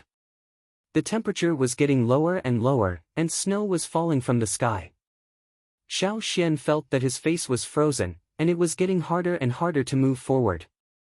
If it were not for the totem power, his limbs would have been frozen. But he could not stay like this forever. If he did not think of a solution now, it would be too late when he was really exhausted. He could not stay in such a cold environment for too long. Fortunately, the thorn black wind behind him slowed down a lot. Obviously, it was not used to such a place of ice and snow. Even its famous stealth did not work. If he listened carefully, he could hear the sound of the thorn black wind's footsteps in the snow behind him. The distance between them was getting wider and wider. Xiao Xian did not run up the mountain anymore, but ran horizontally to other parts of the mountain. He had no choice. If he went up, he might be able to stop the thorn black wind, but Xiao Xian might also freeze to death there. Every time he went up a little, he could feel the temperature dropping again. Since the thorn black wind had slowed down significantly here, Xiao Xian would not take the risk to go up. Xiao Xian let out a sigh of relief. As long as he ran for a little longer, he would probably be able to get rid of the thorn-black wind behind him. However, as soon as he let out a sigh of relief, Xiao Xian realized that something was wrong. The thorn-black wind behind them suddenly sped up and rushed towards them. The distance between them was getting smaller and smaller. The thorn-black wind, who was chasing after it, found this kind of environment to be really annoying. It wanted to retreat. It was not only cold here, but also snowy, which made it want to sleep. There was no grass, no trees, and there were many pits. Sometimes, it would step into a big pit and fall into it. It was a big snow pit. It was so cold that it wanted to roll down the mountain immediately. The thorn-black wind's scales were tightly stuck to its body, to better insulate it from the cold wind and snow. Its movement was also slowed down a lot because of the surrounding environment. It was not even half of its usual speed. It did not even dare to stick out its tongue. It did not expect these two human brats to be so cunning. They actually ran up the mountain. It was the first time it knew that there was such an annoying environment on the mountain. No wonder the other species did not go up the mountain. However, it was not willing to give up now. It was already very difficult for it to sense the smell here. If it let the two brats continue to run, it might lose them. No! It could not let them go. It could not do anything to the big ones, but it must bite the two brats to death, and then throw them in front of the big ones. Thinking of this, the hatred in its heart became more and more intense. Under the influence of agitation, even the closed scales on its body started to shake again. Sorry, there is still only one update tonight. There will be 2 updates on Saturday and Sunday. Chapter 49. Xiao Xian could feel that the pursuer was getting closer and closer. Perhaps it had figured out that in such an environment, its usual stealth would not work at all. It was severely restricted, so it decided to give up on the last chase. After all, it would not benefit it at all if it continued to delay like this. The thorn-black wind was going all out. It burst out with its greatest power, staring at the 2 figures in front of it, and chased after them without caring about anything else. Every time it took a step, its big claws would pierce through the snow and nail on the frozen ground, making a bang bang bang bang sound. Hearing the approaching footsteps, Mao's heart suddenly tightened, and he almost stepped on a protruding stone. Even if Xiao Xian and Mao both sped up, and even if the thorn-black wind's speed was greatly reduced in such an environment, it was still the black wind killer of the forest. At this moment, when it burst out with all its strength, Xiao Xian and Mao could not be compared with it. A chill ran up his spine, and his hair stood on end. He did not know whether it was because of the cold wind or because of the chill on his back, but he felt like he was covered in an ice cave. "Get out of the way!" Xiao Xian roared. Xiao Xian and Mao avoided the huge figure that had already rushed over. For Mao, without Xiao Xian's guidance, he could not move at all in such an environment. Under the attack of the dark night and the snow, he could not even see the huge figure clearly. If the thorn-black wind waved its claws at him, he had no confidence that he could dodge it safely. However, the thorn-black wind seemed to have realized that Xiao Xian was the most important one between the two. After it missed the target, it turned its head to Xiao Xian, and its hind legs kicked hard. The snow on the ground was wrapped by a strong wind, flying towards Mao, while the thorn-black wind rushed towards Xiao Xian in the other direction. It knew that as long as it got rid of Xiao Xian, the other little guy would not be a problem. Xiao Xian skimmed across the snow-covered ground, and quickly pulled out a short spear from his back. He twisted his body, and the moment he landed on the ground, he used the force of the rotation to stab towards the thorn-black wind's eyes. The short spear was thrown out like a bullet towards the thorn-black wind's eyes. The thorn-black wind's reaction wasn't slow either. Although it didn't dodge the attack completely, it tilted its head and quickly closed its eyes with hard scales. The short spear did not manage to pierce through the thorn-black wind's eyes. It only managed to pierce through the corner of the eye, which was blocked by the hard scales. Even so, the sharp stone spear still managed to pierce through the corner of the eye. The eye was more or less affected, and blood started to ooze out of the corner of the eye. With its eyes injured, the thorn-black wind was even more furious. It did not expect that this little thing could hurt it so quickly. Xiao Xian could not see the blood at the corner of the thorn-black wind's eyes. In his sight, there was a huge skeleton. Just now, he threw the spear at the thorn-black wind's eye sockets, but obviously, it did not manage to pierce the eye. Even though he could not see the thorn-black wind's eyes, Xiao Xian could still feel the fierceness in its eyes. In order to share the pressure on Xiao Xian's side, Mao also determined the direction of the thorn-black wind according to the sound, and threw a spear towards it. Unfortunately, the thick horny layer on the thorn-black wind's body and the thorns on its back formed a terrifying protective armor. The stone spear could not pierce through the tough protective layer at all. The relatively weaker parts were only a few parts on its head and a part on its tail. Mai had aimed at the part of the thorn-black wind's tail that was not covered by the thick thorns. That layer of protective scales alone might not be able to withstand the attack of a totem warrior. The thorn-black wind did not pay any attention to Mao at all. It was now staring at Xiao Xian. Because of its anger, it swung its tail like a hammer hitting the ground, making cracking sounds, as if it was hitting the reinforced concrete floor. Snowflakes and broken stones on the ground flew everywhere. Dodging the beast's paw from above, Xiao Xian pulled out his teeth knife to block the sharp claws coming from the side. Squeak, the sound of the sharp claws cutting through the teeth knife was heard. The sharp claws that could easily break the stones in the cave only left some shallow marks on the teeth knife. The knife was not a big deal, but Xiao Xian felt that every part of his arm was burning with pain, as if his arm was about to fall apart. Without having time to check the wound on his arm, Xiao Xian's calf muscles expanded and contracted rapidly, and he moved away from the original place to avoid facing the thorn-black wind directly. But the thorn-black wind was indeed a killer in the forest. It seemed that it had expected Xiao Xian's possible reaction. When Xiao Xian moved away, it whipped its tail at him. Xiao Xian, who had just landed, could not dodge in time. He only had time to hold the knife in front of his chest, in case he was stabbed by the thorns on the thorn-black wind's tail. Bang! Xiao Xian was sent flying by this powerful force. After landing on the ground, he still couldn't stop moving backwards. His chest was shaken by the impact. If it wasn't for the fact that the thorn-black wind's movement was greatly restricted in this environment, Xiao Xian would have been long gone by the attack. This was the first time that Xiao Xian had encountered such a dangerous situation since he came to this world. Hunting was dangerous, and he had already prepared for it. But he did not expect to encounter such a ferocious beast on his first hunting trip. No matter in terms of physical strength or speed, Xiao Xian and Mao might not be able to compete with the weakened thorn-black wind. The choice of survival was either you die or I die. The only short spear he had on him had been thrown out. He had brought 3 with him, but he had used 2 on the way.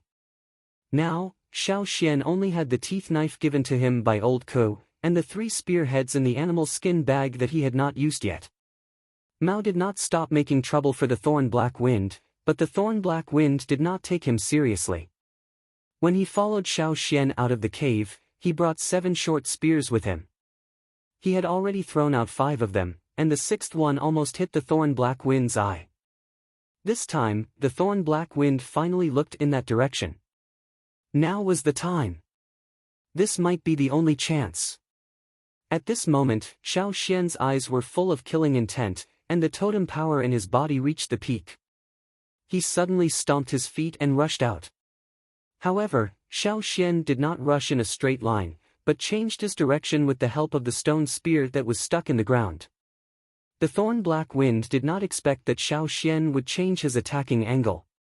It turned around and stared at the place where Xiao Xian was standing just now. It waved its claws in that direction, but when it realized what happened, it found that the little man had dodged its claws. Maybe Xiao Xian's strength was not as strong as Mai, who was a mid-level totem warrior, but with the help of the teeth knife, he used all his strength to stab the weakest part of the thorn-black wind's head. The teeth knife broke the horny layer of the thorn-black wind's head, and went straight into its head. However, even though he had chosen the weakest spot, and even though he had used all of his strength, the blade still hadn't completely penetrated the thorn black wind's body. Only 1/3 of the blade had gone in. If it had been mine, of course the blade wouldn't have reached the hilt, and the thorn black wind would have died instantly. Unfortunately, the one holding the knife was Xiao Xian, who had awakened his totem power only a month ago. Even so, the knife still caused a great deal of damage to the thorn black wind. Xiao Xian wanted to use more strength to stab the knife deeper, but the thorn black wind's claws were already coming. Xiao Xian did not even have time to pull the knife out. The knife was clamped tightly, and there was no time for him to use any strength. He could only dodge. Even so, Xiao Xian's back was still scratched by the claws. Luckily, he dodged in time, and the wound was not too deep, so it was not fatal. If he was half a second slower or hesitated, he would have been killed. A sharp scream pierced through the snowfield, and the surrounding snowflakes were shaken away by the scream. The thorn black wind, who was stabbed in the head, roared out in pain. It wanted to push the knife away with its claws, but the place where the knife was stabbed was too delicate, and it felt a severe headache when it touched the knife. Its big claws were not flexible anymore, so it could not pull the knife out quickly. Instead, it made itself suffer from the pain that almost made it faint. Chapter 50. There were 3 spare spearheads in the animal skin bag. In fact, there was another big bag with more spearheads in the cave, but Xiao Xian didn't have the time to bring that big bag with him when he was running for his life. Xiao Xian put his hand out of the animal skin bag. Every stone spearhead in the bag was made by him, and he felt a sense of familiarity when he held them in his hand. It seemed that he could even clearly remember the trajectory and the effect of throwing them out. Old Ku told Xiao Xian that every stone tool had its own unique vein, and an excellent stoneware master could clearly feel that vein, which was the power of creation. At that time, Xiao Xian didn't understand that feeling, but now, he understood a little bit. The stone spear only had a head and no handle. It didn't matter, just use it. When the thorn black wind was anxiously waving its big claws, trying to pull out the knife from its head, Xiao Xian used the spearhead as a dart, throwing it towards one of the thorn black wind's eyes. 2 darts in a row. One of the spearheads slightly deviated, piercing the outline of the thorn black wind's eye, but the other dart went straight into its eye. Roar, another shrill roar, which was even more violent than the previous one, echoed in the snow, and the whole space seemed to be about to be torn apart. Xiao Xian was thinking about whether he should throw the last spearhead in his hand towards its other eye, when he heard a cracking sound from afar, as if something was cracking. Hearing this, Xiao Xian's heart skipped a beat, but the following roar confirmed his guess. Xiao Xian felt that his head was about to explode, and he couldn't care less about the thorn black wind. Follow me. Looking around, Xiao Xian called Mao and ran towards a direction. That place was higher than the place where Xiao Xian and the others were standing. When they ran there, they could clearly feel that the snow under their feet was deeper, and the wind was stronger. What the hell happened? Mao was confused. He wanted to ask Thorn Black Wind a few times, but the Thorn Black Wind was still some distance away from them. Judging from its voice, it seemed to be in great pain. It must have been severely injured. However, Xiao Xian was obviously in a hurry to escape. However, as the cracking sounds came from afar, and the booming sounds became clearer and clearer, Mao felt more and more uneasy. Xiao Xian felt the blood in his veins boiling. He had been fighting with the Thorn Black Wind, and now there was an avalanche. He had never relaxed his tense nerves. Using the totem power in his body had exceeded his body's capacity, and he was extremely tired. In fact, the most important thing to do now was to find a place to rest and calm down the increasingly uncontrollable power. However, reality did not give him any time to rest. Because of the Thorn Black Wind's roar, which made Xiao Xian spit out blood, it also cracked the snow layer somewhere above them. The cracking sound Xiao Xian heard came from that direction. As the snow layer cracked, huge snowflakes slid down, accumulating more and more. The avalanche swept down like a flood. The Thorn Black Wind, which was about to pull out the sword on its head, also felt something. Its body froze, and it suddenly felt uneasy. It knew that a strange danger was quickly approaching the mountain. The trembling from the ground had spread from its feet to its whole body. Even though it was the dominant species in the basin, it could not wait to turn around and run away. Regardless of the sword on its head and the wound on its eyes, it could still sense the direction of the two little creatures. Should it go down the mountain? Or should it continue to chase them? Soon, the thorn-black wind made up its mind. It directly ran towards Xiao Xian and the others. Its intuition told it that if it followed the two little creatures, there should be a way to avoid them. Besides, it had chased them all the way here, and was even stabbed by the two little creatures. It was not willing to give up. It would be better if it could bite the two to death. Xiao Xian did not have the time to pay attention to whether the thorn-black wind was chasing them or not. He just wanted to hide behind the big rock, which was the only suitable place for him to hide in. The huge snowy body brought along a rumbling sound that caused the ground to tremble as it charged downwards with a ferocious momentum. Mao, who was following closely behind Xiao Xian, felt that his body was getting more and more tired. However, the crisis at the moment forced him to keep going. Xiao Xian had fought with the thorn-black wind in the front, so he had consumed more energy. Since Xiao Xian did not slow down, Mao could not slow down either. He gritted his teeth and kept following. The rumbling sound was getting closer and closer, making Mao feel as if the whole mountain was about to collapse. He did not know what it was, but the huge pressure made it difficult for him to breathe. Closer. It was getting closer. Xiao Xian rushed to the big rock, which was connected to the mountain. In Xiao Xian's opinion, it was the most stable place in this area.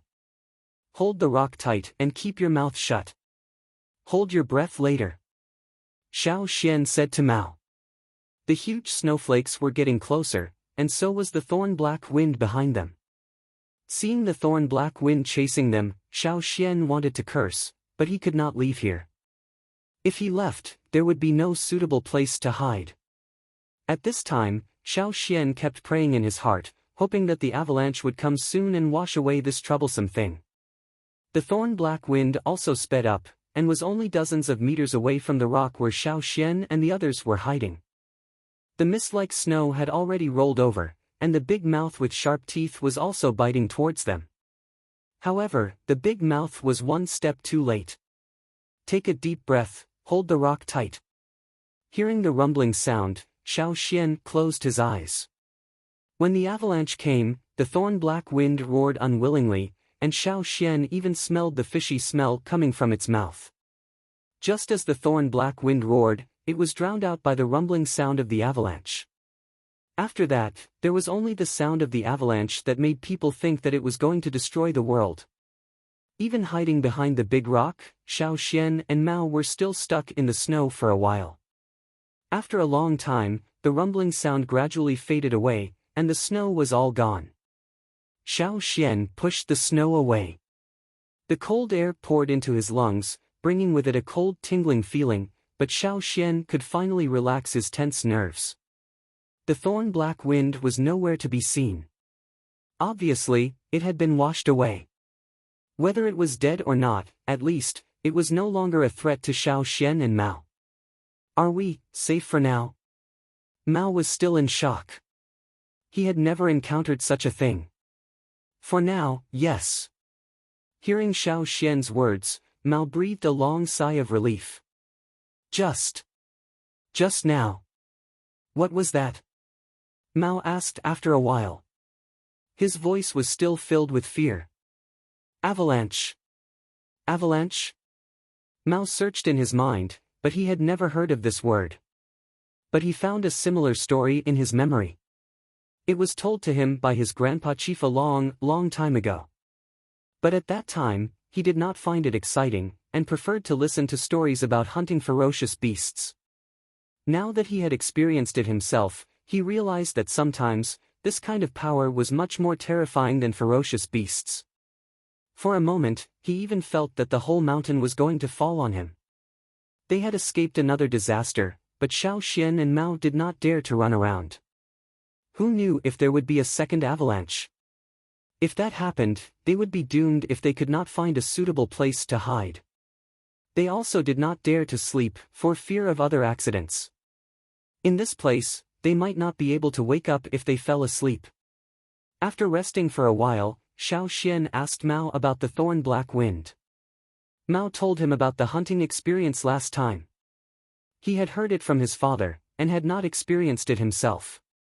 But now, he had encountered the trouble caused by hoodlum. Fuck! Xiao Xian cursed in a low voice, go back and beat him to death. Chapter 51. There was nothing wrong with being cautious. After that, there was another avalanche, but it was not as powerful as before. Xiao Xian did not plan to leave before dawn. He decided to wait until the sun came out. It was not convenient to move in the dark, and it was not easy to find the way. After being chased and dodging the avalanche for such a long time, all kinds of feelings came pouring out as soon as he relaxed. He was hungry and tired, but he still had to be vigilant, in case of any unexpected threats. Therefore, Xiao Xian cursed hoodlum in his heart several times. He had a piece of meat with him, but he dropped it when he was running. He touched his body and the animal's skin bag, and found a spearhead and a gourd in it. The gourd was not big, and there was still some pig blood in it. Mai and the others put some grass juice in it to prevent the blood from coagulating. After drinking a mouthful, Xiao Xian handed the gourd to Mao, who was even worse than him. Except for a few short spears and stone knives, he dropped everything else on the way. Even without the meat, a mouthful of the four-fanged wild boar's blood helped him recover some of his strength. Mao looked around, and asked Xiao Xian, do you think Mai and the others will find us? I don't know. If they were in other places, such as the valley or the basin, or the forest they had passed through before, Mai and the others would probably find them by following the traces. But in this place, since they set foot on the ice and snow area, many traces were buried by the flying snow. Moreover, when they were chased by the thorn-black wind, Xiao Xian ran horizontally along the horizontal line after reaching a certain height, and did not continue to go higher. The temperature at night was much lower than during the day. When they climbed over the mountain, it was during the day, and it was freezing, not to mention tonight. It was probably because he had consumed a lot of energy tonight. His body was absorbing the energy from the four-fanged wild boar's blood at a much faster rate. Even after taking 3 sips of the blood, the totemic power in his body never stopped circulating. There was no other way. If he stopped in this place, he would probably be frozen solid. He could only rely on his totemic power. Mao did not know how to talk to Xiao Xian. After all, he did not like Xiao Xian before, and after drinking the four-fanged wild boar's blood, he was a little sleepy.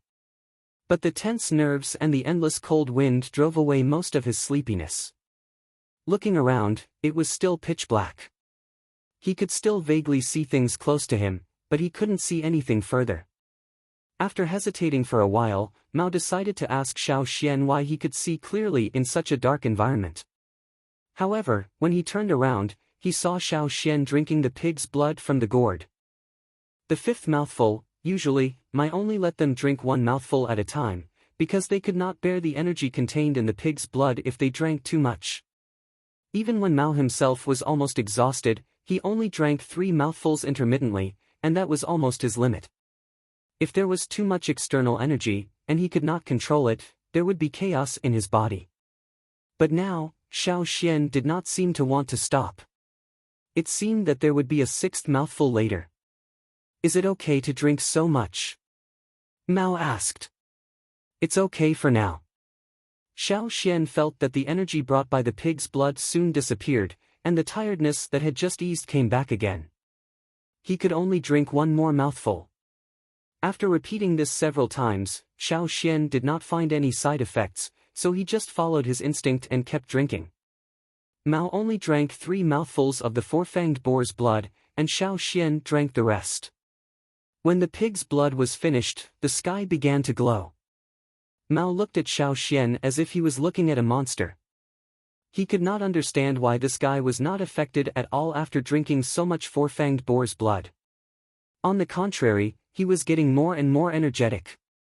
No one in the tribe would believe him if he told them that. Are we leaving now? Mao asked. The snow had stopped long ago, and as the sky gradually brightened, they could clearly feel the temperature rising. When the sun came out, they would not need to use the totem power anymore. Wait a little longer. Xiao Xian looked at the sky and said.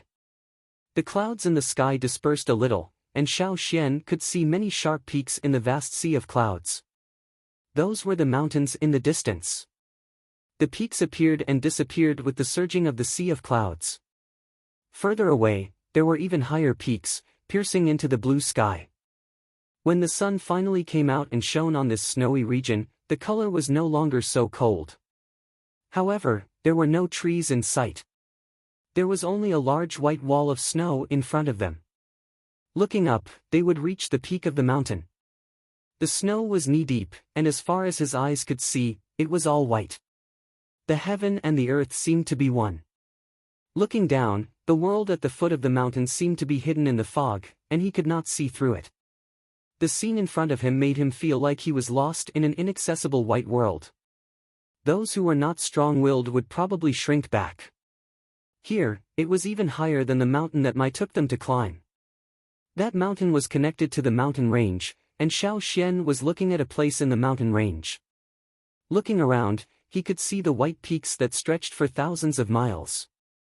Where is this? Mao looked at the strange scenery in front of him and asked uneasily. He remembered the place they climbed, and even all the scenery around the mountain. He remembered it carefully in his mind, but now it was all strange in front of him. When they escaped, they did not feel that far away. Now, looking at it again, they found that they were in big trouble. It was impossible to stay here forever. Xiao Xian decided to go down the mountain, at least to a warmer place. Xiao Xian was still thinking about Old Ku's saber.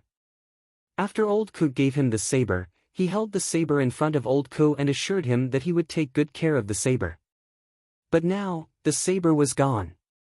Walking down the mountain, through the cloudy area, the scenery at the foot of the mountain gradually appeared. In this forest, there was no vegetation above, and the mountains were covered with snow all year round. But at the foot of the mountain, there was green grass, experiencing a short winter and a long summer. It was almost two different worlds. Xiao Xian and Mao walked down the mountain for a while, and saw a big bump in the snow. The snow here was very thin, and was melting under Yang Guang's feet. The protruding mass also revealed part of the scene under the snow, black scales. The exposed saber allowed Xiao Xian to judge that it was the head of the thorn black wind. A ball of snow slid down along with the water, with some traces of red. Xiao Xian looked over, and found that the saber, which had only pierced 1/3 of the head, had now pierced more than half of the head. There was some dried blood around the saber. The thorn black wind's scales, which were usually so majestic, were now all lying on the ground, and it did not move at all. Signaling Mao not to move, Xiao Xian closed his eyes. When he opened them again, what he saw in front of him was a huge skeleton. Different from last night, the huge ferocious beast in front of him now had several broken bones, as if it had bumped into something. Even if it was still alive, the injury was not small. And its head was deeply pierced by the saber. If it were not for the saber, Xiao Xian would have gone down the mountain without hesitation, and would not have tested whether the thorn black wind was dead or alive. If it was still alive, even if Xiao Xian had recovered his strength, the outcome would still be uncertain. Gathering the snow around, Xiao Xian squeezed it into a hard snowball, and threw it at the saber. The saber trembled slightly, but the huge ferocious beast did not move at all. After several tests, Xiao Xian finally confirmed that the ferocious beast, which was at the top of the food chain in the basin, was really dead. The computer was broken, so he took out an old one and made do with it. He opened a web page for a few minutes, and downloaded some software, but it stopped halfway. Chapter 52. In the Yanjiao tribe. Life in the tribe was calm and peaceful as usual. Early in the morning, Old Ku threw a piece of meat with a bone in it to Caesar, then sat there with a stone tool and began to polish it. He looked the same as before, expressionless and quiet. However, people who knew him well could tell that Old Ku had been a little absent-minded recently. Just look at the wooden box in the corner that was used to throw away waste. The leftover waste from failed polishing or peeling stone leaves were all thrown there. There was so much waste. It was not like old Ku's usual level. Caesar, who was lying next to him and gnawing on the bone, seemed to have lost some weight. It was not that old Ku was reluctant to feed him, but Caesar's appetite had been greatly reduced recently. Coupled with his lack of energy, he looked a little skinny. Caesar, who was slowly gnawing on the bone, twitched his ears and looked at the window. Soon, a figure jumped in from the outside. Before landing, he stretched out his finger and used the force to flip in the air, as if he was trying to avoid something on the ground. Gu landed steadily on the ground and looked around. By the window, there were still the traps that he had set up the last time he came here. Originally, it was to prevent something from popping up from the ground. However, after waiting for a long time, there was no movement at all. This was not right.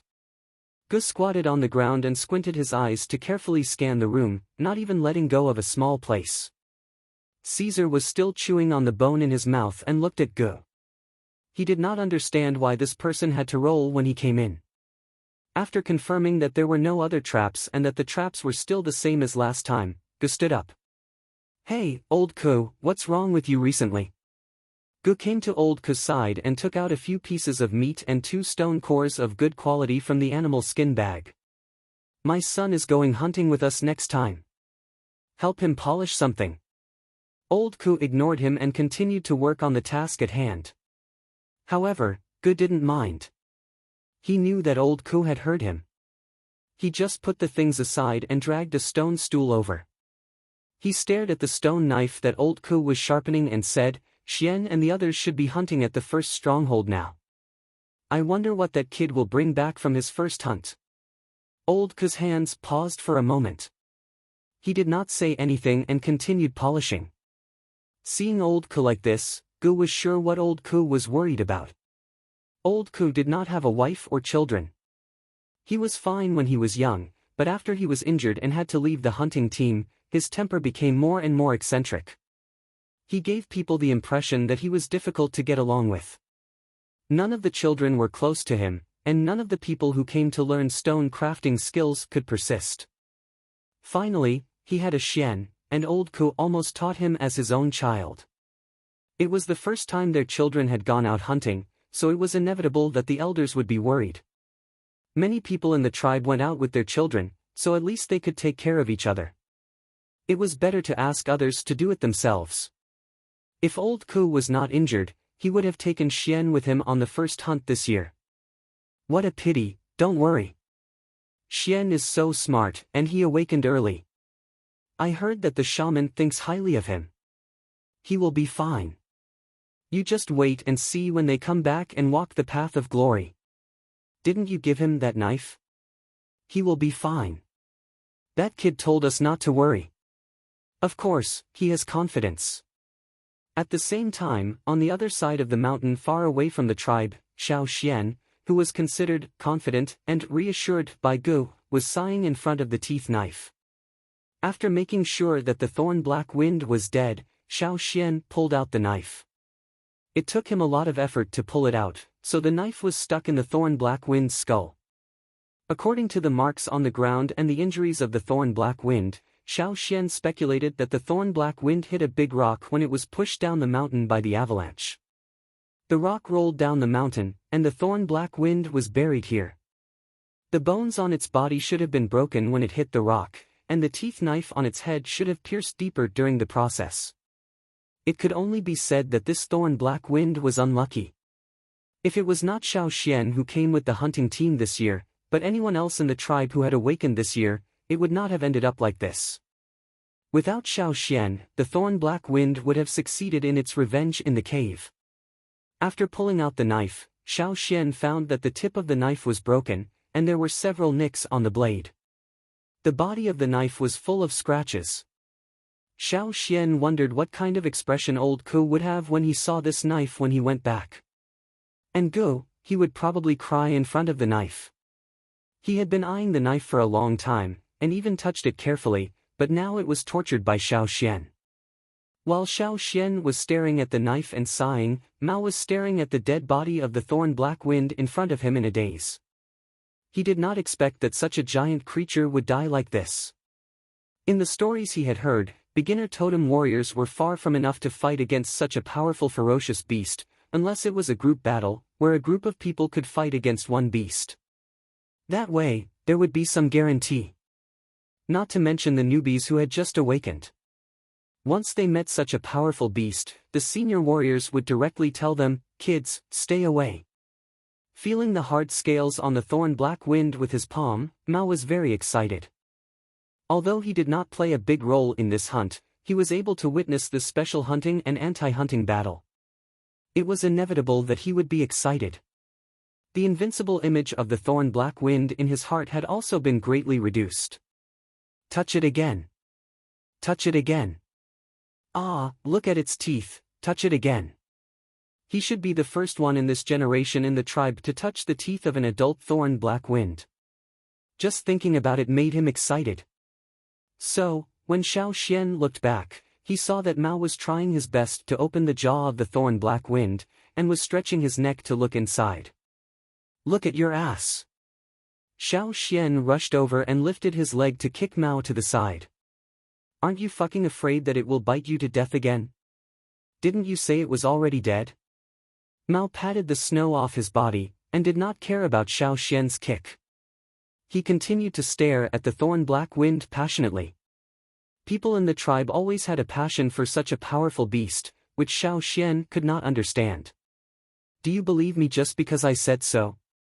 What if I was wrong? Didn't you see me trembling when I pulled out the knife? Didn't you see me standing so far away when I pulled out the knife?" Although Xiao Xian was sure that the thorn black wind was dead, there were too many inexplicable factors in this world. The thorn black wind was a strange species, so it was better to be cautious. The chopped head could still bite people. Who knew if the thorn black wind would have other similar behaviors? As soon as he finished speaking, Xiao Xian and Mao both heard the sound of a wooden whistle. The whistle was a little far away, but judging from the rhythm, they were sure it was from their hunting group. Xiao Xian's face suddenly lit up. He raised his hand without the knife, put his thumb and forefinger in his mouth, and blew the whistle. Different rhythms of the whistles in the tribe meant different meanings. Xiao Xian knew all this, and all the warriors who went out for hunting had to know it. Seeing Xiao Xian blow the whistle with his fingers, Mao also tried to do the same. Unfortunately, he could not make a sound even though his saliva was dry. It was Lang Jie, Ong and the others who came to find them.